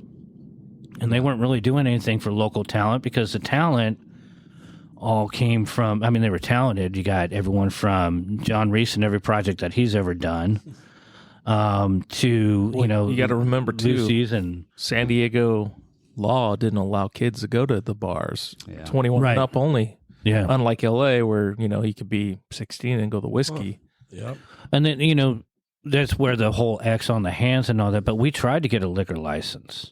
Len tried. It's a good thing it didn't happen, because then there wouldn't be wouldn't be a younger scene. Yeah. And looking at that younger scene that just blew Yeah. up back in the 90s. Yeah. That was really the only outlet. We weren't thinking about generator shows and stuff like I was talking about earlier. Someone would have to have a generator. And if they had a generator, they're not going to bring out in the middle for a bunch of punk-ass kids, Well, we did like house parties and stuff, but that's such a limited audience. You're not inviting half of El Cajon to your house to come see two shitty bands that just started. Right. The other thing is, all the other venues were really small Yeah. compared to both. Oh, yeah. Well, yeah. Look, Velvet's one of them. Yeah. Casbah. But again, those are over 21. Yeah. Joe and Andy's, So Tiny. you had like Shay and Soul Oh, yeah. Kitchen. Yeah. Yep. and Soul then Kitchen. World Beat Center. And then Showcase moved over here. Yeah. Showcase was Mira Mesa, right? No, that was Epicenter. Epicenter, that's right. Yep. I can never find that place. I was The like, I want to go Epicenter? to a show there, and then It's over by right across the street from the high school, right? it's by the library. Yeah. Yeah. I found it eventually, but It's funny because when Golden Voice closed Metro in '99, they wanted me to run the Epicenter, whoever was in charge of it, and I turned it down because I was going on Ozfest. And Pebs from Bucko 9, he ended up running, him and his wife back then started running the Epicenter. so if you think about it, Germ, you've been like a content coordinator your whole life. You got to think of Soma's the iPhone or a phone, Yeah. and then you're talking with the bands, loading them into the venue. Yeah. It was everything. Yeah. Yeah. Man of many hats. Many hats. Yeah. Well, the funny thing is, when I really dive into everything that I was doing there, mind you, I was like 21. Dude, think about it. We had to do everything. From cleaning, Loading in, loading the loading building sound, the sound. loading the bands. I had to contact security, a lot of the bands. cleaning, Getting the stuff. production. It was everything. Yeah. And then Hospitality. on my end, I had all this homework. I had to go through all the tapes and find out what bands would work with each other. And here's the one magical thing about booking bands back then. If you book the wrong band, then you're going to have a shit show. And the Vandals are going to call up and go, you fucked up. So I had to because, back then there was some hard shit. So I had to find the right bands if I wanted, because I wanted everyone to have an opportunity to have an audience. If you keep playing in front of your same crowd, you're never going to grow as a band. You're not going to grow musically. And in my, whatever hindsight, I thought, I want to really grow something here. And basically what I was doing was I was trying to find me a home, because I didn't fit in anywhere. I'm just some stupid mohawk and freaking punk rock kid that still likes to ride a skateboard. I didn't have a car for the first years doing Soma. I didn't until Len forced me to finally get a car, and then it was Mike Nevison's car. And then that was so that I can start doing the flyer route. So I could do even more work, because God knows I didn't do enough. But the whole idea of booking bands, and then my buddy Silas and I would sit there and we would listen to stuff and look at the crowds like, okay, well, this is Poway. This is South Bay. The Poway has, some skin element, so let's kind of mellow it out with this band. And there's this whole science to everything that I was trying to do. And I got some pointers from Len, like, don't cost me money, don't fuck up, don't do this and don't do that. But I learned things like, well, here's how you properly mop a floor. here's how you properly sweep. I didn't know these fucking things. I'll tell them how to mow a lawn. I wasn't, I'm not going to get a lawn trimmer because I was just mowing lawns. I was a grunt. and it all started because I wanted to do a compilation tape. And the whole management thing and managing bands, I got a little bit of cockiness from Wiener Schnitzel where they tried to make me a manager. And I had to wear a tie and a white shirt. I just told this to Clint, and I'm like, no, I'm not going to fucking wear a tie. So I denied it. Eventually, Chris Fields and I got fired the same day. So I just kind of faked it till I made it. And then, I would do my bands, but I didn't really want to put myself out there and take a slot from someone else. So when Len asked me about doing the Fear show, I'm like, well, there's better bands, but fuck it, I want to do this one. And my singers for that, this is funny because I haven't talked about this in a long time, but the two singers that were on stage, one was my girlfriend, the other one was my roommate. I gave Sage on a napkin, okay, here's the basics. This is our set list. 6, 7 songs or whatever. Basically, these lyrics, you'll hear me on, I'll let you know, and that's the chorus. Just sing that. Otherwise, just fucking, flip people off, whatever. And I did the same thing to my girlfriend. They went up there so nervous, had no idea and I did this with other female singers as well. Just kind of watch me. You'll know the cues. You'll know the choruses. And then I just go up there, and the Fear show, I drank a couple 40s in my car before going. And I had to open the club, had to clean the club. We had to load in. So by that time, I had a really quick amount of time from opening. I had about a half hour to go and sit in my car and drink a couple 40s. So I did. And I just went up there, and you guys are ready? You girls are ready? Let's get it on. And that's it. There's no cues from me. There's no... If I'm on the ground, do not get too close. You're not going to want to be there. I'm going to give these fucking people a show. I guess Lee loved it. Awesome. But, as far as me, I couldn't be the performer and do all my jobs. It's like when I ended up leaving and Jerry had to take over at Metro because it wasn't really any freaking choice. I had to give Len all my information for all the bands. I gave him about half of them. And another thing, because I went through and I'm like, these bands aren't going to deal with them. And I'm not going to give them Greg Hetson's personal phone number and Keith Morris's phone number and all these people. They had management at that time, and I didn't want them. I was trying to protect people.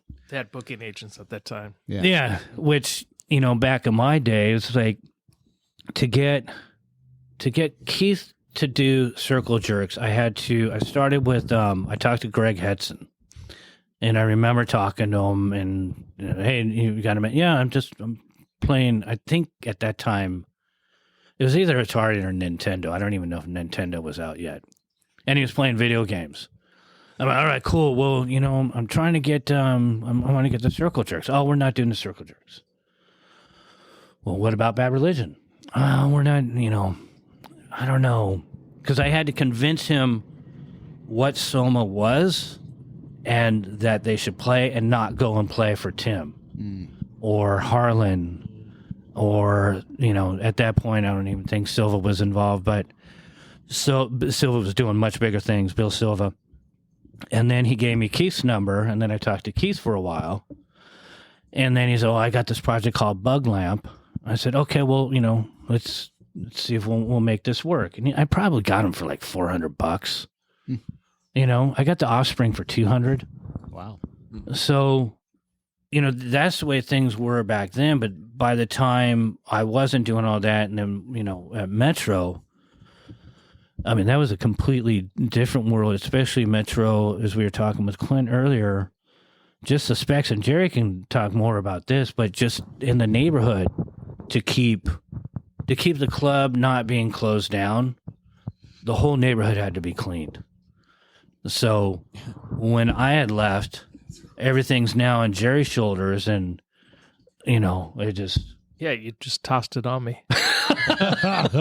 Here you go, a bucket of shit. Because I went from the I went from cleaning to doing some security to doorman, and then Jeremy leaves, and all of a sudden I'm managing the venue. So it's pretty crazy. Thrown in the fire, basically. I still, that's probably why I was so depressed after leaving. But I mean, I had no choice. Lynn was doing these fucking raves, and to add that, there was so much corruption going on. So, again, dude, I'm sorry, but I had to get the fuck out of there, and I didn't have any choice. I successfully avoided the raves at Soma.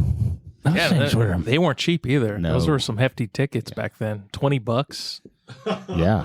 For some glow sticks and a lot of pounding music in your brain. Yeah. I didn't see too many shows at the Union main floor. See, I saw Eka Mouse there. Yeah. I think I missed the Stone Temple Pilots video shoot thing. Yeah. I heard about it probably like that was a long 3 years fucking later. day. Yeah. Oh my Lord. And see, I was in the Navy, so I was gone most of the time. So I only saw like 3 shows at Union, and then come back, and then, Union's closed. I'm like, where the hell am I going to go? And that's when all the good shows were in Tijuana at Iguanas. Oh man, I saw Tool and this band called Wood Pussy. Was it Wood Pussy? Yeah. I always thought it was Mud Pussy, but no, it was Wood Pussy on the top of that building. Yeah, it was called Mexitlon or something like that. Yeah, the Mexitlon Plaza. Yeah, I saw a guy punch a girl, and then we didn't see the guy again. I'm pretty sure he died that day. Like, got thrown off the top of the building. Something crazy. Those were the days when nuts. Tool was really good. Yeah, yeah. I think Opiate was out. Yeah, Opiate was out. Undertow was maybe just out. It was just getting ready to be put out. Yeah, and I was like, holy fuck. Because we were already listening to the Opiate EP. Yep. I worked at Tower Records for a while. So, you get hired there, and everybody's like, listen to this, listen to that. And like, at that time, I was like, I love Led Zeppelin and Santana. And then they're like, well, wait a minute. What about punk rock? And I'm like, yeah, that's cool. And then they're like, here. And so it was like college. Yeah. Basically, like, here, these are all the bands you need to know, to listen to. Here's San Diego band. Like, that was Tower was like the crux for me. Like, what tower did you work at? I worked at Sports Arena. Okay. La Mesa and La Jolla for a little bit. Like, I kind of bounced around. I was a receiving clerk, but the bookkeeper there at the Sports Arena tower was married to Dion from Creedle. Oh, okay. So he's now doing this band called 16, kind of doom, sludge, whatever. Yeah. And shout out to him because he was a big influence on me playing drums too, because I was just really starting at that time. Yeah. I remember, so her name was Jessica, and she's like, have you ever heard of Rocket from the Crypt? And I'm like, no, but that's a cool name. Like, what are they all about? And then she's like, here's 3 CDs. Like, she would walk the store with me and basically like cherry pick all these killer bands and just, here you go. This is your homework, so to speak. And then, she's like, my husband and Creedle, whatever, blah, blah. And I'm like, yeah, Creedle, whatever. I ended up seeing them at the Velvet. Fucking awesome. And then I think I was still 20. So I wasn't able to get into bars yet. But Creedle did Guns and Creedle. I don't know if you remember that. They played the full Appetite for Destruction. Oh, okay. At the Casbah. So I was like the roadie. So I had a bandana on, like totally dressed the part, got a lanyard with a Guns and Creedle World Tour kind of thing. Yeah. Super funny. The problem with us is like talking about some of these shows that happen at Casbah or wherever, we were stuck at Soma. Yeah. So we weren't going out and seeing any of these other shows. We're seeing what was happening at Soma. So that's a great point too, because even like being in a band, sometimes it's hard to like just get around to new music because we're jamming once or twice a week. If we got a show, we're sometimes jamming 3 times a week and then playing the show, or 2 times and then playing the show. So it's weird to like finally get back into being able to listen to music again without like having it be a thing, like where you're like, I'm just so burned out on music, man. I don't want to hear anything. But like for you guys, you didn't even leave Soma really. And you probably missed a bunch of cool stuff unless you saw a lot of cool stuff too.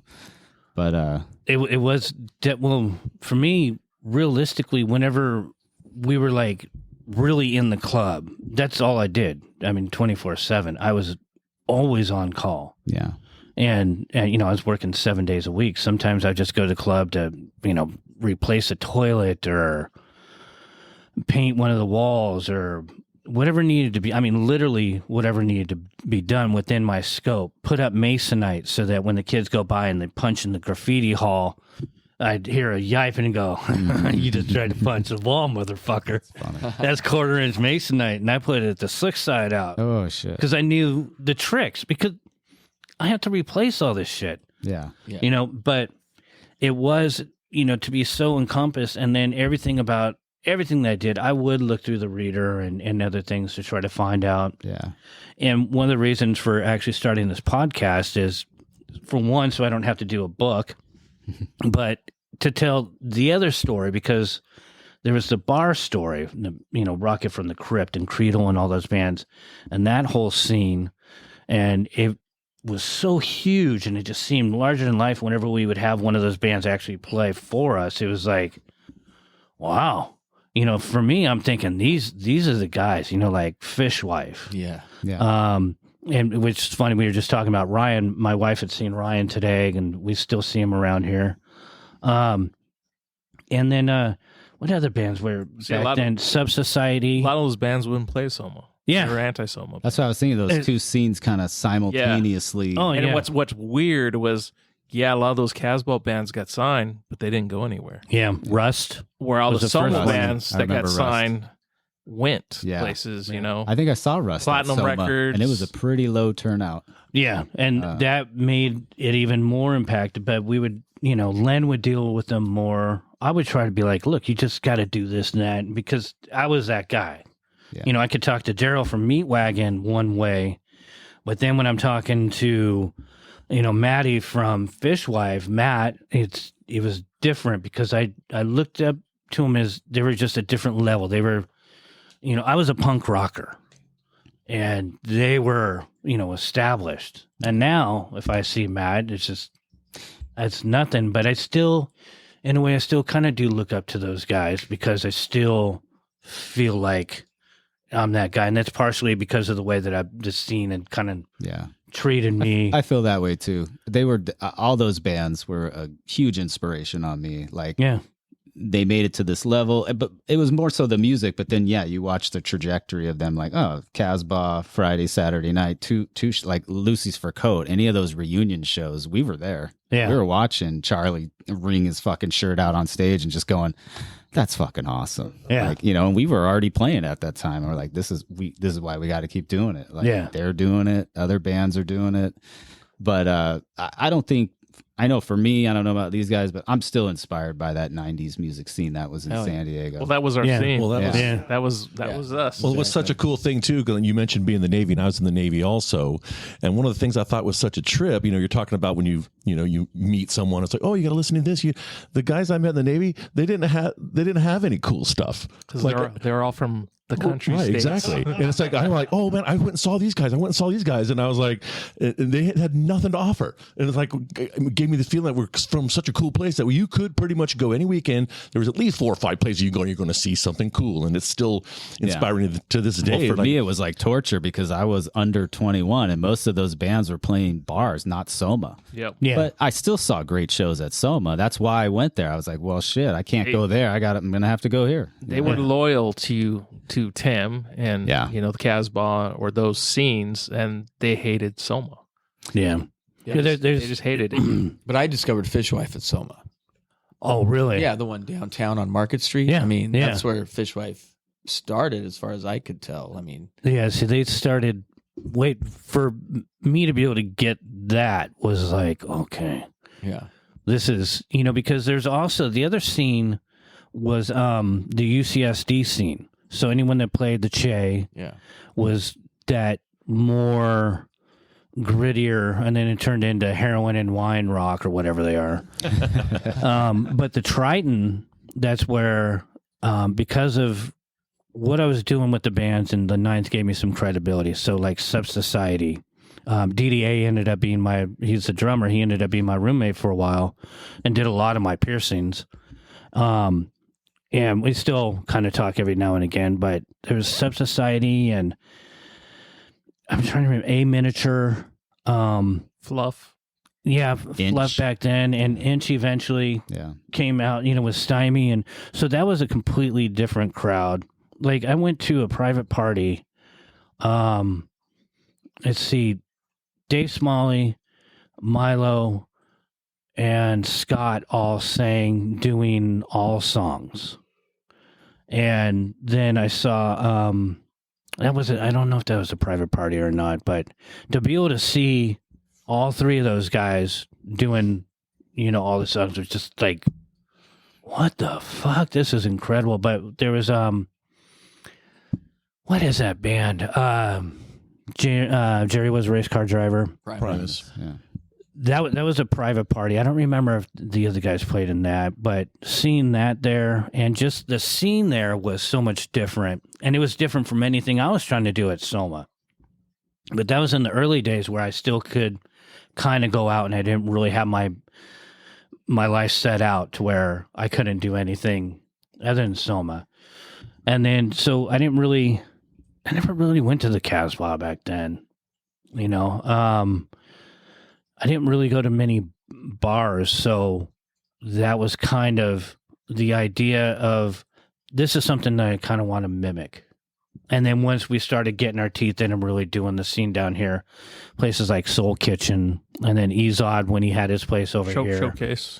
And so those places started opening up more and more to give the bands that I was working with a place to play. But the bar scene has always just kind of my wife just got home, sent me a message. But the scenes they kind of would flow, but there's so much division, still. But you got to admit, the bands that played the Casbah, the bands got the bigger shows, and I mean, Tim would have everyone come through that tiny little fucking place when they should have been playing either Union. You want to trip on Metro. something? My first Casbah show was Alanis Morissette. What? Jagged Little Pill tour At the with Taylor Hawkins. the Velvet. No, the Velvet or at the other Current. the Current. Oh, Yeah. Wow. Yeah, we went down to see Wow. Smashing Pumpkins. We went down to see Smashing Pumpkins at the Velvet down here. It was the old Casbah, and it was. I mean, that place was tiny. We couldn't get in. I stood there with John Rivera, and we could not get in. But nobody knew who the hell they were back then. Yeah. But it was. I mean, the us's kind of knew who they were, but. It's nuts, the whole, and then everybody just explodes. To your point, it's crazy, man. And they should have been playing, the main stage at Soma for a much bigger audience, but Somehow, But even like the White Stripes played at the Casbah. yeah. And then they got so big they had to play, Tim did them at the new Soma. yeah. Because everybody, the promoters all kind of worked together. So like if they knew that they weren't gonna they were gonna sell out and need a bigger crowd, they would do the show at Soma. Like you had Bill Silva did shows there. Yeah, you see a lot of Casbah presents at other venues. Yeah, Fine Line. Fine Line presents. Yeah, so they all did shows at Soma. It started gonna to be a bigger finally show. work. And then even like 91X was done some things. So we were, by the time we got to Metro, we finally got the credibility to host these much bigger shows because we had everything in-house. And we ran, they would bring some people in, but I mean, it was a tight fucking ship, coming from military background. And that this is a funny thing. I brought this up before, but the reason why I even trusted Jerry to take any position in my head of working with me, because I would always kind of find where people, their skills were at. But with a military background, because I don't have it, I grew up at Soma on the streets and, at Soma. But with his background, I thought, okay, he's got the discipline, and that's what we needed to have that place run, especially the more that Len would be gone. So I knew that Mike Nevison had basically the security, and if things weren't going the way that I liked, and if I was starting to get pissed about something, then Mike would know. And if I'm pissed about something, then there's something going on, because I stay in my own lane. Yeah, But I'm still a Len stupid being punk gone rocker. is a good thing, right? Oh, yeah. It was always good. Yeah. Yeah. I just remember everybody talks shit about that guy And from to be day one. To be honest, Yeah. like Metro, a lot of the shows Lynn wasn't there. we ran those. So the ambiance between Union and Metro, vastly different. How did you guys feel about that? Did you miss Union, or were you like, oh, Well, Metro's like cleaner, nicer? Because I only went to Union a couple times. I was actually afraid. You didn't work at Union. I never worked at Union, but that was a scary place. Yeah. No, so my dad used to actually stay with me in the dungeon shows, and he would get hit on by all these teenage kids, and he'd have like a leather jacket on and shit. And I saw your dad at the show last weekend, back at high school. Like, yeah, man, he's not going to leave me there. Yeah. Like, I'm in a dungeon. So, Yeah, and then plus you had to be signed in. yeah. But It's for like me, Chuck E. Cheese for this- degenerates. this is this is gonna be the funny thing. So downtown, I was in my element. That was it. The building didn't really scare me. The cockroaches scared me. I got sick of having to clean up the piss out front, but then that was my place. Everything about the place. When we were done with there and we knew that we were done, so Len and Owen would go with me every now and again. When we're throwing shit up at the lights, 3 stories up, to break basically everything in the building, it was the best way for me realistically to realize this is the end of where I found a home. I'm going to fucking tear this place down. I want it to burn. Now what the hell am I going to do with my life? And then we did the Scottish Rite Center, and then we get the Metro, and I wasn't even going to go to Metro. I had so much shit going on in my head. It was a really bad place. Homeless a couple more times, and just bad decisions over my choice of relationship. And there's 2 kids involved that were her kids. So here again, I put myself in a position of trying to be a father and help these kids out. And I love this girl, and the girl was a freaking train wreck, and I wanted to still be there for the kids. Len made a nice threat that came very clear in my head. So I went back, and I should have just put on a suit and a tie and just sucked up. And I hated Metro. I fucking hated Metro. But now I want, we want the building. And see, I hated it. I actually love Metro. I actually loved it better than you, Soma. Like the vibe was different. It wasn't the same at the sports arena location versus off Marina. And you and Scott built that place, which is, but just wasn't. It didn't have the same vibe. The sports arena is a lot cleaner. It's definitely not the same nostalgia that I remember from Metro and Union. And just the bands that played Metro, just crazy. Yeah. I mean, a lot of huge bands, and some one-hit wonders, a lot of radio bands, and it just, the whole vibe was different there than when it. Well, not only that, Lynn's attitude was different. He was married, and she was trying to book all the shows, and she didn't have a clue, and it wasn't meshing, and Lynn was under a ton of stress, I'm sure. So I had to walk out. I walked out in June of 2004. It was weird because when Metro closed down, it was because of a sewage issue, and Sleater Kinney was playing. And the day I quit at Sports Arena, Sleater Kinney was playing. Shit. The day I should have quit at Metro was the whole show.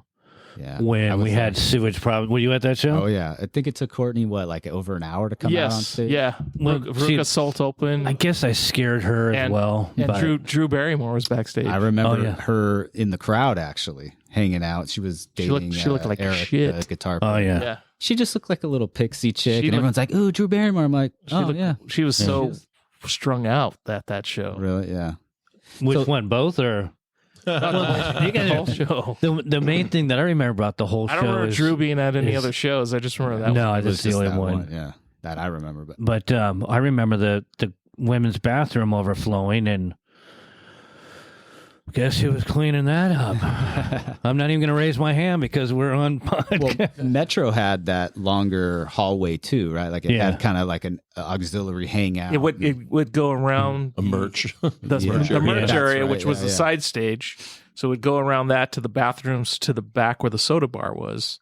And then there was 2 other ways to get onto the main floor. So yeah, you had that graffiti hallway. Yeah, I remember that pretty vividly. What about the Scottish Rite shows? How many of those were there? I remember being at a Boss Tones show at the Scottish. Oh, that's right. I forgot about that one. Yeah, I'm gonna have to look at my books, but by that time, my books weren't as thorough. But I think we did 2 shows. We had the Ghoul Spoon record release. Right. Oh, cool. And then there might have been 3 shows. I remember one. I was sick as a dog, and again, it was like I felt because it wasn't. So the Boston's would probably headlined. yeah. Ghoul Yeah. Spoon was headlining their record release, Yeah. and then you had Unwritten Law, I believe, headlined a Scottish Rite show. Okay, so there was 3 shows there. Yeah, and it just that place was weird. Yeah. I mean, it didn't all, I come from punk rock. I come from Black Walls and dirt and grit and just high energy. And then we get there and it's, it's a Masonic temple. For one, you got to, it's just a respect thing. Just straight up, you have to make sure you respect the venue. So for me, that just added so much more stress. Yeah. On Because the someone's whole- going to fuck something up. Oh yeah, A hall full of kids It's- moshing. yeah. When you get, especially at that point, there was such a big scene from Poway that would come to the shows. So it just the tension and everything about it would kind of it was just weird. It wasn't comfortable. I don't know where he went. And Out front. yeah, so you'll be able to hear it on the podcast. It's the Ring. Anyone that's got a ring knows that it's Ring, but it's all good.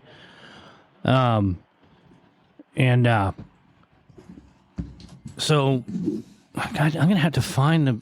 We've been trying to get from the Reader all of our shows so we can actually have everything from day one. But we can't find anyone. We can't. All the resources we've used, it doesn't pan out to anything. So it'd be really great. I think Zach from now Smash Mouth. Right? What the heck? That is the weirdest thing. I woke up one day and I was like, am I in a fucking dream right now? Nightmare? How does this even... Why? I don't know. I don't want... Great good for him. him. Yeah, right. Yeah. Eventually, But it's a weird... Yeah. It's a weird trajectory. well, eventually I'm going to be able to get the story. I've talked to him about it, and at first he was like, management won't let me do anything, but I said, we got to... Because Ghoul Spoon's story of how they started with me is pretty incredible anyways. But that's another one, going along those lines of now Zach singing for Smash Mouth. Now I've gone through so many resources to get a hold of Tom DeLonge because I want Tom to come in. And I want to know the story because, going from literally absolutely nothing to they're the biggest thing that's ever played and, worked with me. And now they're huge. But again, it's, management and people and... Yeah. Well, this reunion's got to be like, I don't know what the generations before reunion would have been. Like the Who, Yeah. maybe? Or... Is it even going to be big or who? Let's see what these shows do. Yeah. Might not do anything. Well, the ticket prices $250 are... for That's a a ticket. lot. Yeah. Ridiculous. I saw them with Skiba and It wasn't the same, huh? no. It wasn't. But did I ever see them before? I don't know if I ever saw them before, to Oh, be you never honest. saw them before? I'd have to look. If I did, it was probably Soma. Yeah. Yeah. But, See, I didn't even know about all the... I didn't know that Tom had left and all that. It just... well, I got to get the story. he did a great side project, Angels and Airwaves. Yeah. And had And Rockets drummer, Adam. Boxcar Racer. Yeah, Boxcar was Oh. really cool. You want to get the door? But, yeah, I really I think it's dug locked. that. No, he's not ringing the. But But yeah, that'll be a good get if you can get him out. yeah, well, the story is incredible. The success story. Well, I got a little blank story for you. It's actually about Bad Religion. I think Bad Religion was not. They didn't have the audience that they wanted. You know, they wanted a bigger crowd, and they actually hit up Green Day to go out open for Green Day. And Billy Joe's like, "There's no way we open for you guys. There's no way we're gonna, out of respect." But at the same time, they were hurting Bad Religion, so Blink 182 took them out on their tour, and it actually boosted Bad Religion. They gained a newer audience. I know. I thought that happened because I was I'm pretty sure I was at the show because you know how I guess Metro, they used to have, if you could bring 80 people to see you, then you got to open. I thought that whole thing happened because of Soma, like the story I had heard, because I was there watching Blink, and when they finally got the 100 people to be able to open up for Bad Religion, and then they opened up for Bad Religion, next thing I knew, they were going on the tour, on the road with them, and I was like, what the hell's going on? Next thing I know, this little band that I saw at this little place all of a sudden is on the road with my favorite band. I couldn't believe it. It's like Pennywise took them to Australia, and they just blew up huge in Australia. But yeah, there was the thing when I believe one of their shows, they brought 13 people, and this would be at the end of Union. So again, I would have to look at my books. But so when I went back to Metro, and I'm back to doing my own thing, so I'm booking a show again. And I tell Len, I said, I don't want to put Blink on the bill. And he lost his mind. He's like, why the fuck are you going to book them? They didn't bring anyone last time, blah, blah, blah. And I go, no, but it's different. And I don't remember. It doesn't really matter. But nonetheless, I argued my way into it, and I just booked them. They're playing, period. They played, and because of the fact that it was either right at the beginning of the school year or something, I did see something where Tom had kind of glossed over it. They flyered the hell out of it because I was telling them, I teach each band how to promote themselves. And again, the stories, it's out there. I've never really liked their music ever, to be completely honest. As kids, and because they were a local band. But then again, I can say that about probably 80% of what I booked, it was not my thing. I'm not booking you to play for me. If you want to just go up there and do Venom covers, fuck, I'll book you every night. No one's going to come. I'll be there. Fuck, I'll do vocals. I'll pretend I'll dress up like Kronos. Fuck, I'm there. But it wasn't about me. So, they promoted like fucking crazy. They went to the same school as my sister, or Tom did at least. I don't remember if Scott did or not. They all promoted Poway High, right? Yeah, Poway High. Yeah, all Poway High. And then, someone went to Skin Your Penis, Penis Skeetus, Penis Squeetus, Sweetest skinny penis. There you go. I just say that because my mom, they ended up moving there, and when I was still able to live at home, and with her new husband, that was a promise. We're going to get this new house. And then I didn't realize that was eventually going to be, I was 17. I was graduated. I was kicked out, and her husband hated me. But so he's a piece of shit anyways. Fuck you, Dave. Totally. He deserves a splinter in the dick. Oh, he does. Well, you know what? It's funny. You're talking up on my cock. You're talking about your sister going to school with one of the guys. Mark's stepfather was in the Navy with me. Oh, wow. Shit. Yeah. Small world. Oh, small world. But so the bottom line is they promoted like fucking crazy. They did their homework. They did what I suggested they do. They brought in a shit ton of people. Len lost his cookies. I think it was 153 people, if I remember correctly, because I got $1. No, each band would get $1 per person. And I think that one somehow I made like maybe $100 for that night because I'd only get paid Friday and Saturday night, but I worked all week. So, I'm making a couple $100 if it's really good for 2 days, 7 days worth of work, but it depended on the bands. Len's like, okay, and I think he actually told me that they're with me now. So find another band. I can swear that's what he said. Like, they're with me now, so find another band. So, I'm the stepping stool. And then you go up and you get the good shows with Len. And that's where you really get the exposure. But it worked, and that was proof in the pudding. And, I'm glad to be there at the fucking bottom. So I'm still at the bottom, and I want to talk to Tom, and I want to get his side of the story, because I've heard that in the book, one of them really goes through the details. I've heard all these things. It's like when you're thanked on an album. I'm thanked on God knows how many albums. Who reads that shit? Anymore.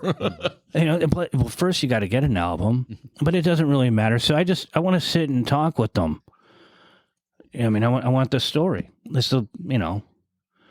I'm not a fan of their music. I've heard some stuff lately that I'm like, oh yeah, I get it. They matured as musicians. They're part of San Diego scene. We need to all share the story. You guys definitely have a huge part of this history, the pieces of the puzzle. It's a trip, because obviously I've never really met you guys, but man, a lot of lineage and history with you guys, man. It's crazy. What a trip. Yeah, but my ego is so big that I didn't even hear what you just said. I'll put my hand out and I'll expect a credit card. But see, it's all part of it. And realistically, as we're trying to push this and get the podcast going, our stories are one thing. I mean, I could sit here and I could tell the same story, tell them blue in the face, but it's other people's stories and how that's what I care about. That's what I've always cared about, because it's. I was going to actually ask everybody, did all of you guys go to Union? Did you guys all see shows over there? Pretty much, yeah. Yeah. No, I almost did. I had heard that it was cool, and it's so funny. I was first in the Navy, so I wasn't 21 yet, and we were wandering around downtown trying to find it, me and my buddy. And this guy is like, homeless guy is like, if you give me $5, I'll tell you. So we gave him $5, and he sent us to Cafe Sevilla. Oh, shit. And I was down there, and there was flamenco dancing and stuff, and I was like, this can't be the place.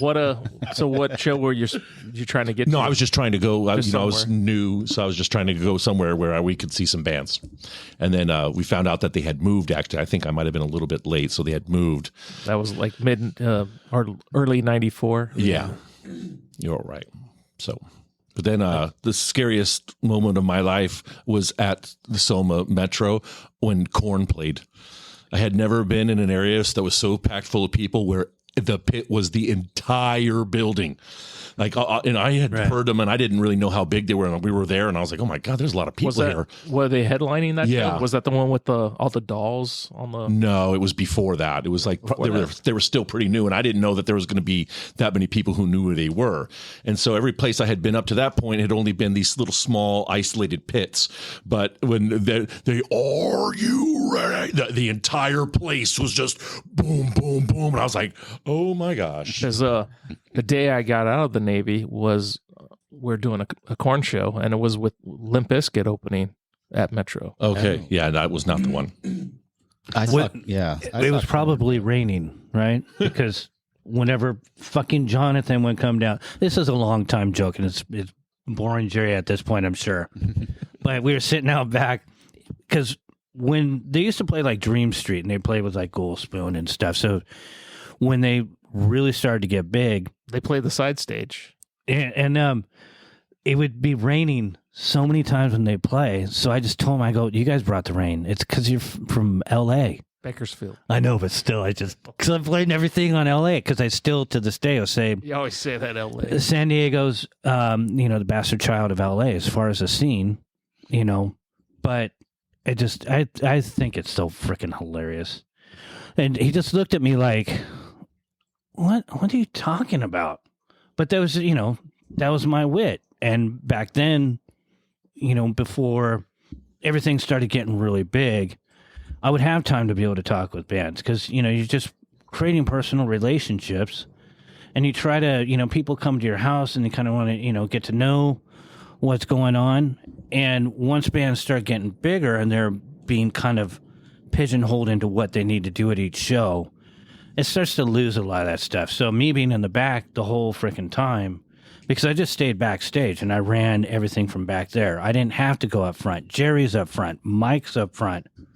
I just sit back there and talk with people. There's nights where if it's a side stage, I'm just out in the back by myself, just pacing the parking lot and just orchestrating things as things going on. I spent a lot of lonely nights just in my head back there. You mentioned being at the bottom. You like the bottom. The bottom's probably the best place to be in music because you're going to meet everybody. Yep, when they go up and when they come down. Right? Either they're going to go up, stay there, or go away. Everyone comes back down at some point. They either get burnt out or they just want to get back to their roots. Yeah, I'd like to say we were like a pretty good secret. Some people know us. We've got a little bit of name recognition, especially now these last couple of years after COVID, but not like what it could have been in the 90s. If we were doing this, in the same trajectory that we are now. But we're meeting a lot of cool people too. Like a lot of it's networking now. Zop got recognized at Petco Park. You got recognized. I got recognized twice. Yeah. But that's the thing too, is you guys are on the come up now, and there's so many other bands right now that are moving. There's more bands being formed. That's true. I mean, I'm in the middle of figuring out which one project's going to play out first, and when we're actually going to get a little bit more serious. Yeah. And it's everyone's antsy and they want to get out there again. But you guys already got it's down. You've got John is already you're on great. His radar. Yeah. I've got you guys on the Magnol Kids. Yeah. On their radar. You're doing all the right things, and the music and the shows are what is carrying it. Yeah, so there would be nothing else without it. And that's a lot more than a lot of other bands right now. There's bands that have a lot of talent and they look good. Yeah, but there's when a band has it, it shows on stage, and then that's better than anything. Word of mouth is the best way to get it going. I think we all agree that. Yeah, we don't want to just put out music to put it out. When you guys, to me, when I saw you guys at the brewery, you guys were the best band there. Stage presence, everything. Appreciate it. Boom. Yeah. Like I said, punch. But I was smiling, and I don't smile around crowd. I'm the head down. I'm focused. I'm doing my thing. Just like at the club. You guys are playing. I'm just like, yeah. I'm showing the soft side. I'm vulnerable, but it can't help it. I mean, good music does it. Yeah. So thanks. So that's why I appreciate having you guys come here and sit we with thank us. you. Thank you. It's stuff like this that helps pat our butt a little further. That's not so much, our music and playing at a bar. So we definitely appreciate a little promotion. Yeah. Do we have another song queued up that we can play before we start doing some salutations? And then of course we got to promote whatever's coming up. This probably will not be published for a couple months, so it's just whatever sites, wherever you want people to go to find out about music. And I mean, any last comments? Anything? Just thanks again. This is great. It's cool. Yeah. It's our paths have crossed so many times over the past 30 years. It's a trip. Just everything you guys are talking about, the old Soma, Dance Macabre, King Mother, and all these different things that, just from back in the day, but we all kind of followed a similar pathway. So, cause I'm the same age as you guys. So, we all are. So, well, that goes back to, I was remembering when I first moved out to Santee, because I was talking about with Clint when he moved out there. So there's Brian from originally Oslon, now Psychotic Waltz. Yeah. He lived in the same complex as where my dad did, and my dad had got an overcab, camper that he put in his garage. So when I moved out to Santee to get clean and get my shit together, that was my place in his garage. But I wasn't homeless at that point, so I was pretty freaking stoked. But so, Buddy worked at Trip West, and that's where I would go and get records. Get my tickets there too. Yeah. And then if you wanted to, you can go in the back and you can get some baggies and maybe a bong or a pipe. Nice. And then there's a Tower Records out there, and that's where Gary Scheffler, I forget, he worked there, and then Brian Pollard, who was heavy into the goth scene and is still around. We're friends on Facebook, so that means that I can see his stuff, and if we try to talk, then it might take a month or so. But, he was another huge thing that influenced me in the early days. And Brian Pollard and Gary and Buddy and Ozlon. And then that metal scene, because it wasn't really a punk scene back then in Santee. And we slowly started doing it and creating it out of Wiener Schnitzel, which, then that turned into the Shady Lane apartment was short-lived, and then it turned into the short-lived house. The band and the scene and how many lives have been touched. And again, I can't reiterate this enough, but the stories need to be told because we're all one and we're all part of this scene. Yep. And it's time for bands like you guys to be seen and recognized. Yeah. Thank you. Coming full I was actually going to circle. ask them, like, what was your favorite show at either of the Somas that you guys remember that stands out? I mean, I know for me, I don't know if I had a favorite. I like it because it was like an outlet. I'm a kid. I can't go to a bar. I can maybe go fish at Tony's Beer of the Worlds on Voltaire and maybe get a 40 for $2.50 when it was $1.80 at the store down the street. But they're going to card me at the store down the street. So, it was just more of an outlet, just like surfing and skating, growing up in OB. Because a lot of the bands that were playing you didn't really know. So you're just I'm going to go check these guys out. Yeah, that would be more of the local bands that were opening up for some of the national acts, which I mean, we had a friend, Trevor, he was in Turkey Mallet. Oh yeah. So, yeah. I mean, I and he was another inspiration. He was a great drummer. I think he's up in LA now with his brother doing a couple other bands. I can't remember their names, but, we've reconnected on Facebook and stuff like that. Well, tell him I says hello. Not Trevor, but his brother. Because I don't think Trevor's on there, but he was good friends with a friend of mine. But I just remember being at his house one day, like, yeah, I'm in the ska band called Turkey Mallet. We're playing, blah, blah. I'm like, I'll come check you out. And I think we saw him at Soul Kitchen, and it blew my fucking mind. I was like, wow, that guy's fucking great at drums, and he's my age. Like, why am I not doing this? Yeah, but, a lot of people have high praise for Turkey Mallet. Yeah, they were that. I don't know. It was like Cairo Scuro, that album that they put out. It was great. I listened to it like, I don't know, 2 months ago, and I was like, fuck, still great in the ska world, Yeah. But as far as Soma shows, I mean, all the dungeon shows, that was the equivalent of surfing and skating for me. It's like, I'm going to go in that pit. I'm going to get all sweaty. I'm going to try not to hit the fucking concrete pylon that everybody's, trying to make it in between. I never got to go to a single dungeon show. Yeah, it was dangerous, but it was like you're a kid and you have no sense of this kind of. I think I was probably like 14, maybe 15, and whatever. The only time I'd been in the dungeon was when it was being used. And I've said this before on another podcast, but it was being used as the dressing room. And I just got back from Desert Storm and went down there with another Navy buddy and hung out with Kevin Seconds because 7 Seconds was playing. Nice.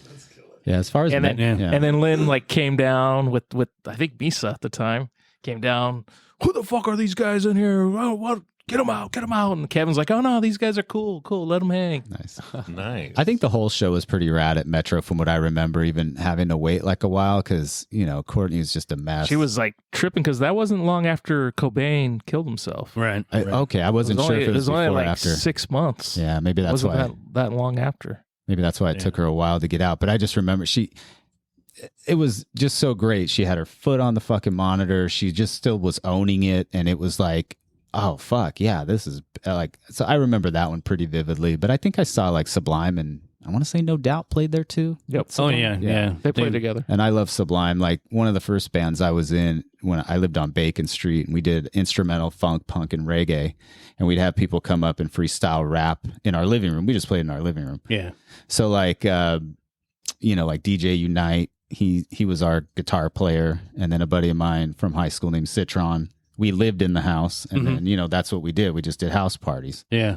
So we'd run into the Slightly guys sometimes at house parties, whatever. And I saw them at many house parties just growing up. We went to the same high school. And, just so, having that Soma as another outlet, above and beyond just my own living room was great. Yeah. But, yeah, man, I don't know. There's just so many good times that I remember from there. But I also remember going, oh man, we got to go to fucking Soma. But then it was always great, Isn't there another fucking place? Well, it was more so because we're like, fuck, we're not 21. So Yeah. we're going to go there. Yeah. You know, so it was like, yeah, a little hemming and hawing maybe sometimes, but it was always a good time. And then as you got older, you actually, now thinking back, you're like, yeah, someone was actually pretty cool. Yeah, absolutely. There was no other place, I mean, other than Soul Kitchen, but that wasn't in our neighborhood. I mean, you know, Metro was right across from OB pretty much. Yeah. You know, and then the Union days, that was different. You have to get a ride there, but so the accessibility of it was great, but Yeah. I think a lot of it for me, you know, at least the hemming and hawing was like, man, it's like an extra step for the outlet. You know, I can't just walk out my front door and, like I feel better. You know, I got to make this short travel to fucking Bay Park. It's funny because but before I worked there, I was going to the shows there, and I never went to the bar shows. I always went to Soma, slammed 240s in the parking lot, went in there, got in the pit, got all crazy. Hell yeah, it was raging. Well, I think so, you know, like getting back to the story of me working at Tower, that was it. Like once I started becoming more keyed into these local San Diego bands that I loved, and they're playing at the Casbah or some other 21 and up place, and I'm like, fuck, I can't go there. Guess, you know, gonna have to go to Soma. But like I said, it was always a good time. Yeah. You know, once you just get in there and just, you know, fucking shed off whatever bullshit you gotta shed off to, you know, get back to normal and then go from there, you know? Yeah. So I liked it, but, Yep. you know. Any shows for you? Like downtown Soma. the old Soma was where I used to go see just the dirtiest local bands. That was pretty much it. So nothing too crazy at the other ones, but Yeah, the Union one for me, it was always Fishwife. I saw Sprung Monkey there, Fudge House Trunk Baby. Yeah. Mike. Yeah, that was for me. That was the best. We'd just pull up. There'd be the bums. Would be, you know. Now we have homeless everywhere, but back then That's we where only they had hung out. some Yeah. homeless, and they happened to be right outside. Yeah. And you would park, and you would have a 40 of Mickey's or whatever, like you would say, and we would give them a couple bucks and say, "Watch our car." Like they're really going to watch it. I don't know, but yeah. But those are the bands that I liked the most there Yeah. for sure. And mine was, I kind of mentioned the Corn show, but the most, so not only that pit situation, but then after them came on this band that I had never heard of called KMFDM. Oh, shit. Oh, yeah. And that was the first time that just sonically, I almost puked. Like their kick drum was so loud and so I was like, I almost Ralphed. And I will You're never down, forget down that. on the ground with the subs. Right. It was insane. I was like, this sound is going to make me barf. That was my first experience with that. So I had two firsts at that show. Bowel movement causing music. I will never listen to them again. I remember- Maybe as I get older, I'll have to. Fiber. See, I remember Corn opening for 311 there. Oh, Yeah. I wouldn't have gone to that. I think I was at that one. Yeah. I was a pretty big 311 fan, and I remember when that Korn album hit, "Are you ready?" I was like, "Oh shit." It was like, What's this? yeah. 'Cause that whole sound was different. Because it wasn't even called new metal at the time, I don't Yeah. think. The only reason I even got into it, I was reading this magazine, and it's like, did you ever hear that rumor about Les Claypool trying out for Metallica? Well, this is what that would have sounded like. And I was like, that's interesting. I'll order it right now. Shit, yeah, to order it. I mean, I was in the middle of the Gulf. Yeah.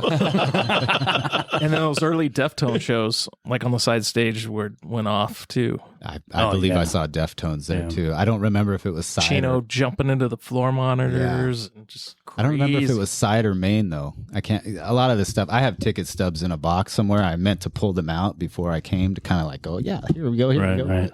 But I got proof. Yeah. Well, back when you could have proof. Yeah. Because the Deftones opened on the main stage for Anthrax. Oh shit. Okay. I didn't Yeah. go to that show then. It would have been a side stage. It was probably. I think it was Cannibal Corpse, Anthrax, Life of Agony, and Deftones. Oh, shit. Wow. I wonder if the Deftones show I went to had Orange 9mm playing too. That was a side stage. Yeah. I think that was. Yep. Man, that was a memory on this Yep. guy. Yeah. I just That was a good remember- show. Yeah. I still That's have the that. one that I was talking about with Chino jumping into the. Yeah. Then I was there. I don't remember that. Oh, and then part, but- Deftones headlined a side stage show. Was actually no, they opened. It was Downset, Deftones, and Far on the side stage. That was a good show too. Yeah. I mean, you know, like that was the thing. Check the reader, what shows are coming. You know, you go through the whole thing, and yeah. I mean, now you know the kids don't have that. You know what's funny about Deftones? They have a whole new following now of the like my daughter. You ever heard of Deftones, Dad? I'm like, yeah, I've seen them. What? You've seen them? Like freaking the fuck out. What about this CD, White Pony, or you know this album? Yeah, I have it. It's over in the box in the friggin' attic. You know, you want me to fish it out for you or whatever? You know, so it's kind of interesting. They have I think they got a younger following, kind of a resurgence of this like teen following. It's so weird because like all her friends know about it. She knew about it. Was so weird. And they were all like tripping out. You've seen them before? I'm like, they're not a new band. Have you done any research on this? So look at when they started back in '94 or even earlier than that. Yeah, I want to say it was like probably started in '91 or something. Something like that. Yeah. Sacramento band. Yeah. You mean L.A.? Because actually the first show I worked at Soma was the Bad Brains when HR didn't show up. I was at that and one too. And then Deftones opened that. Yeah. Chino actually came out and did the HR parts. You know, I'm going to say something very unpopular right now, but they got to get HR off a stage. Oh yeah, it's not right. It's not right. Yeah, he's doing like reggae shows now, and I saw some live footage at the holding company. And again, this might be very unpopular for a lot of people out there. I know he probably needs to make a living, but it was, yeah. So, what's weird is back, I think it was '94, I went to the Belly Up to see HR do his reggae, and Sublime opened, and HR ended up doing Bad Brains with all these white guys. And I'm like, what the hell? So it was pretty trippy, but it wasn't Bad Brains. Yeah. Right. Yeah. The show when he didn't show up is when I knew that we're dealing with like some serious problems. There's some insight. Oh, Jay from Spaz Boy, I believe, had some stories about it. Well, Jay and I went over to the old Soma, the original. Right. Thinking HR went over there, and we had to wait over there for a bit. Oh, God. So that night, for me, I got to talk with Dr. No, which was, oh my God, I'm with this legend. But we're talking because we're trying to figure out where the hell HR is. And the thing, the whole club is waiting for HR. And he's just freaking loopy. Didn't he? There's some faint memories of him actually coming there. Maybe getting in a fight, or he did a solo thing. Him and Angelo from Fishbone. Well, they played a thing later on, but he never came there before that. He played, and that was at Metro. He did play Union. He did. That was God of Love, the God of Love tour. Yeah. For the one he missed, that was when they just got signed to Maverick. That's why the Deftones were opening, because they were also label mates. Yeah, that's when you could see that he's losing it.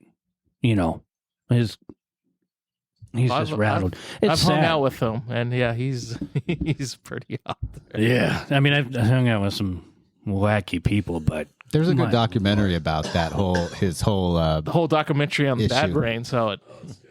There's that one? That one's really good. I think they touch on. There's Finding HR. I think that's the one. Yeah, that's the one that I think they go through maybe the medication that he's supposed to be on and wasn't on, and kind of it seemed like a sad story, but he just did play the holding company, I want to say maybe a year ago, and that's the footage I saw, and I was like, he just stood there, didn't sing. It was a whole lot of standing there, and then I think he'd come up to the mic a little bit, and I'm watching this like a live stream from one of maybe the promoters or something on Facebook, just going, I want to say like this is messed up, but I know I'm gonna just get completely fucked, by everybody else. It's like, this is rad. And I'm like, if you've ever seen any Bad Brains, this is not rad.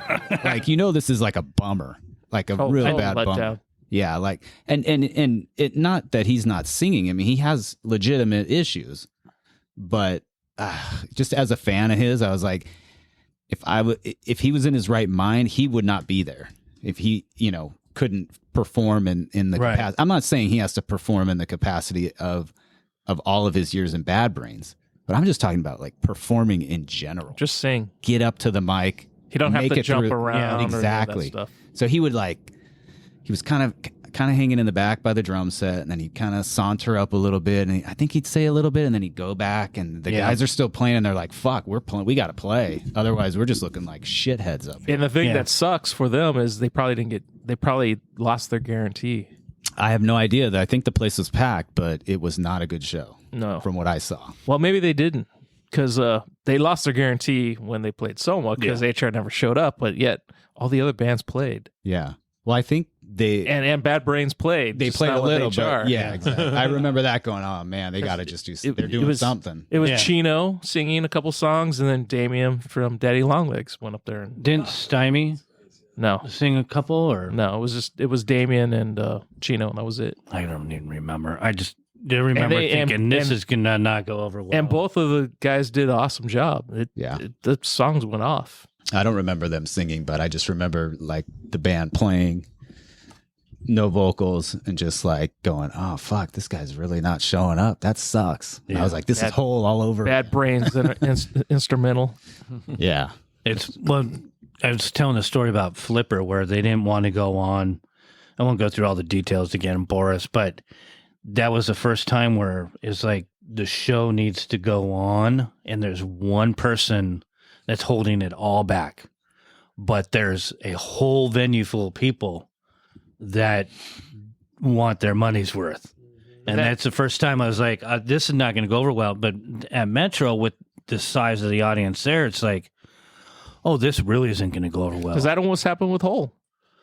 Yeah. It came on an hour It was getting loud. I remember I was like, oh, fuck, this shit's going to go down. The arrows on the ground, there was 3 of them. There probably should have been 4 because you have to come out of the green room, make a right, and then another right, and go onto the stage. And she couldn't figure that out. She was so fucking brain dead. She was so out of her mind. But, the Bad Brain show, that, when something like that happens, my main thing is getting everyone out and having it not fire extinguishers going off, not a vandals situation. I want the equipment to stay there. And then for me, I don't want to come there the next day and clean up on the outside all the damage, because, we only had maybe 2 shows that were like riots on the side stage. Yeah. I think one was Millencolin, and maybe the other one might have been AFI. Yeah, I don't remember. It just all the crowd went on the stage and was grabbing stuff. And yeah, and then, for the most part, we had a good amount of security to deal with all that. And the scene, because of our reputation, didn't go the Vandals route. And I'll just use that as an explanation. But there was times where, things would just kind of get a little kind of crazy, and you can almost smell the craziness in the air. But that makes for a great show. Oh yeah. Me as a performer, it's because my thing with the bass and why I use so much distortion and everything is I would tell people that I'm basically trying to cause bowel movements. I want to make people feel really, really, I want them to feel the music. So if I'm doing the heavy, droney, this is going to rip your spine out music, I want them to have that feeling and to be able to get that electricity and that buzz for whatever it is that you're doing. That's when a show's popping, like a circle jerk show. And Keith's just doing his thing. And everyone in there's eyes on Keith. Maybe a couple of people look at Xander and then over, who's that? Oh, that's Greg. But you're looking at him because you just want to see what he's going to do.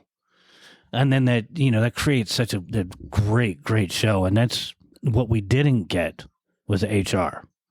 Because if he would have done that show, man, it would have just gone off. But in hindsight, it could have been even worse. He could have gone off, or he could have gone up there and did one of his things where he just stands there and it's like, hello, and then starts doing his preaching. Because I've seen a video where he's done that. Or he does his laugh. Yeah. Oh, yeah. And then starts, talking to the voices in his head. But we survived and we're sitting here talking about it, so it's actually all a good thing. Rock and roll. Mm-hmm. Do we have a song queued up for What song did you guys want me to play? Let down. Let Down? I think he only has the. I only have a 3. Oh, you do? Yeah. Probably Uno then, right? Yeah. You can do Uno. Okay. And then again, just a refresher, where can people find the music? We're on Instagram. Apple. The music, yeah, you can find that Apple, Spotify, Deezer, I think. Okay. Whatever. And, Bandcamp. Bandcamp. Okay. Yeah, we still have our first 2 albums still up on Bandcamp, but we haven't gone fully digital with those yet. Okay, cool.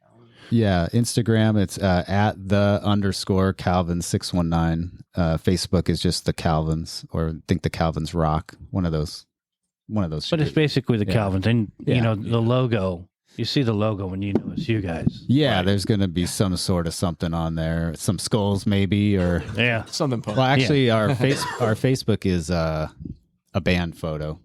Yeah. So Paul will be right out front, and you'll see Don, and I think all of us are in it. But That's some of the social media stuff that I've seen is what really gets me every time. It's just the minute I see the skull, then I know. Frankenstein, all that fun imagery. That's what I love about it. Like, what kind of imagery are we going to put with this? And it may not always kind of go with our music, Right. But it's like, this is shit that I liked growing up. And then I like to get their input too, but sometimes they don't give a shit. So I'm like, all right, I'm going to fucking do whatever. He's got great ideas. So just let it do Pink your and thing. green was not a group decision. No, but pink and green is pretty fun. Chicks dig it. Yeah. I look at it this way. A lot of people are colorblind, so the pink and green, maybe they'll figure it out. I've got a pair of, well, they're not that pink anymore, but I have a pair of a darker pink Vans. I just figured, what the fuck? Yeah. At my age, hey, only real men wear pink. That's right. That's right. All right, so let's hear the, what's the song name again? Is this Uno Dos Death? All right, let's hear it.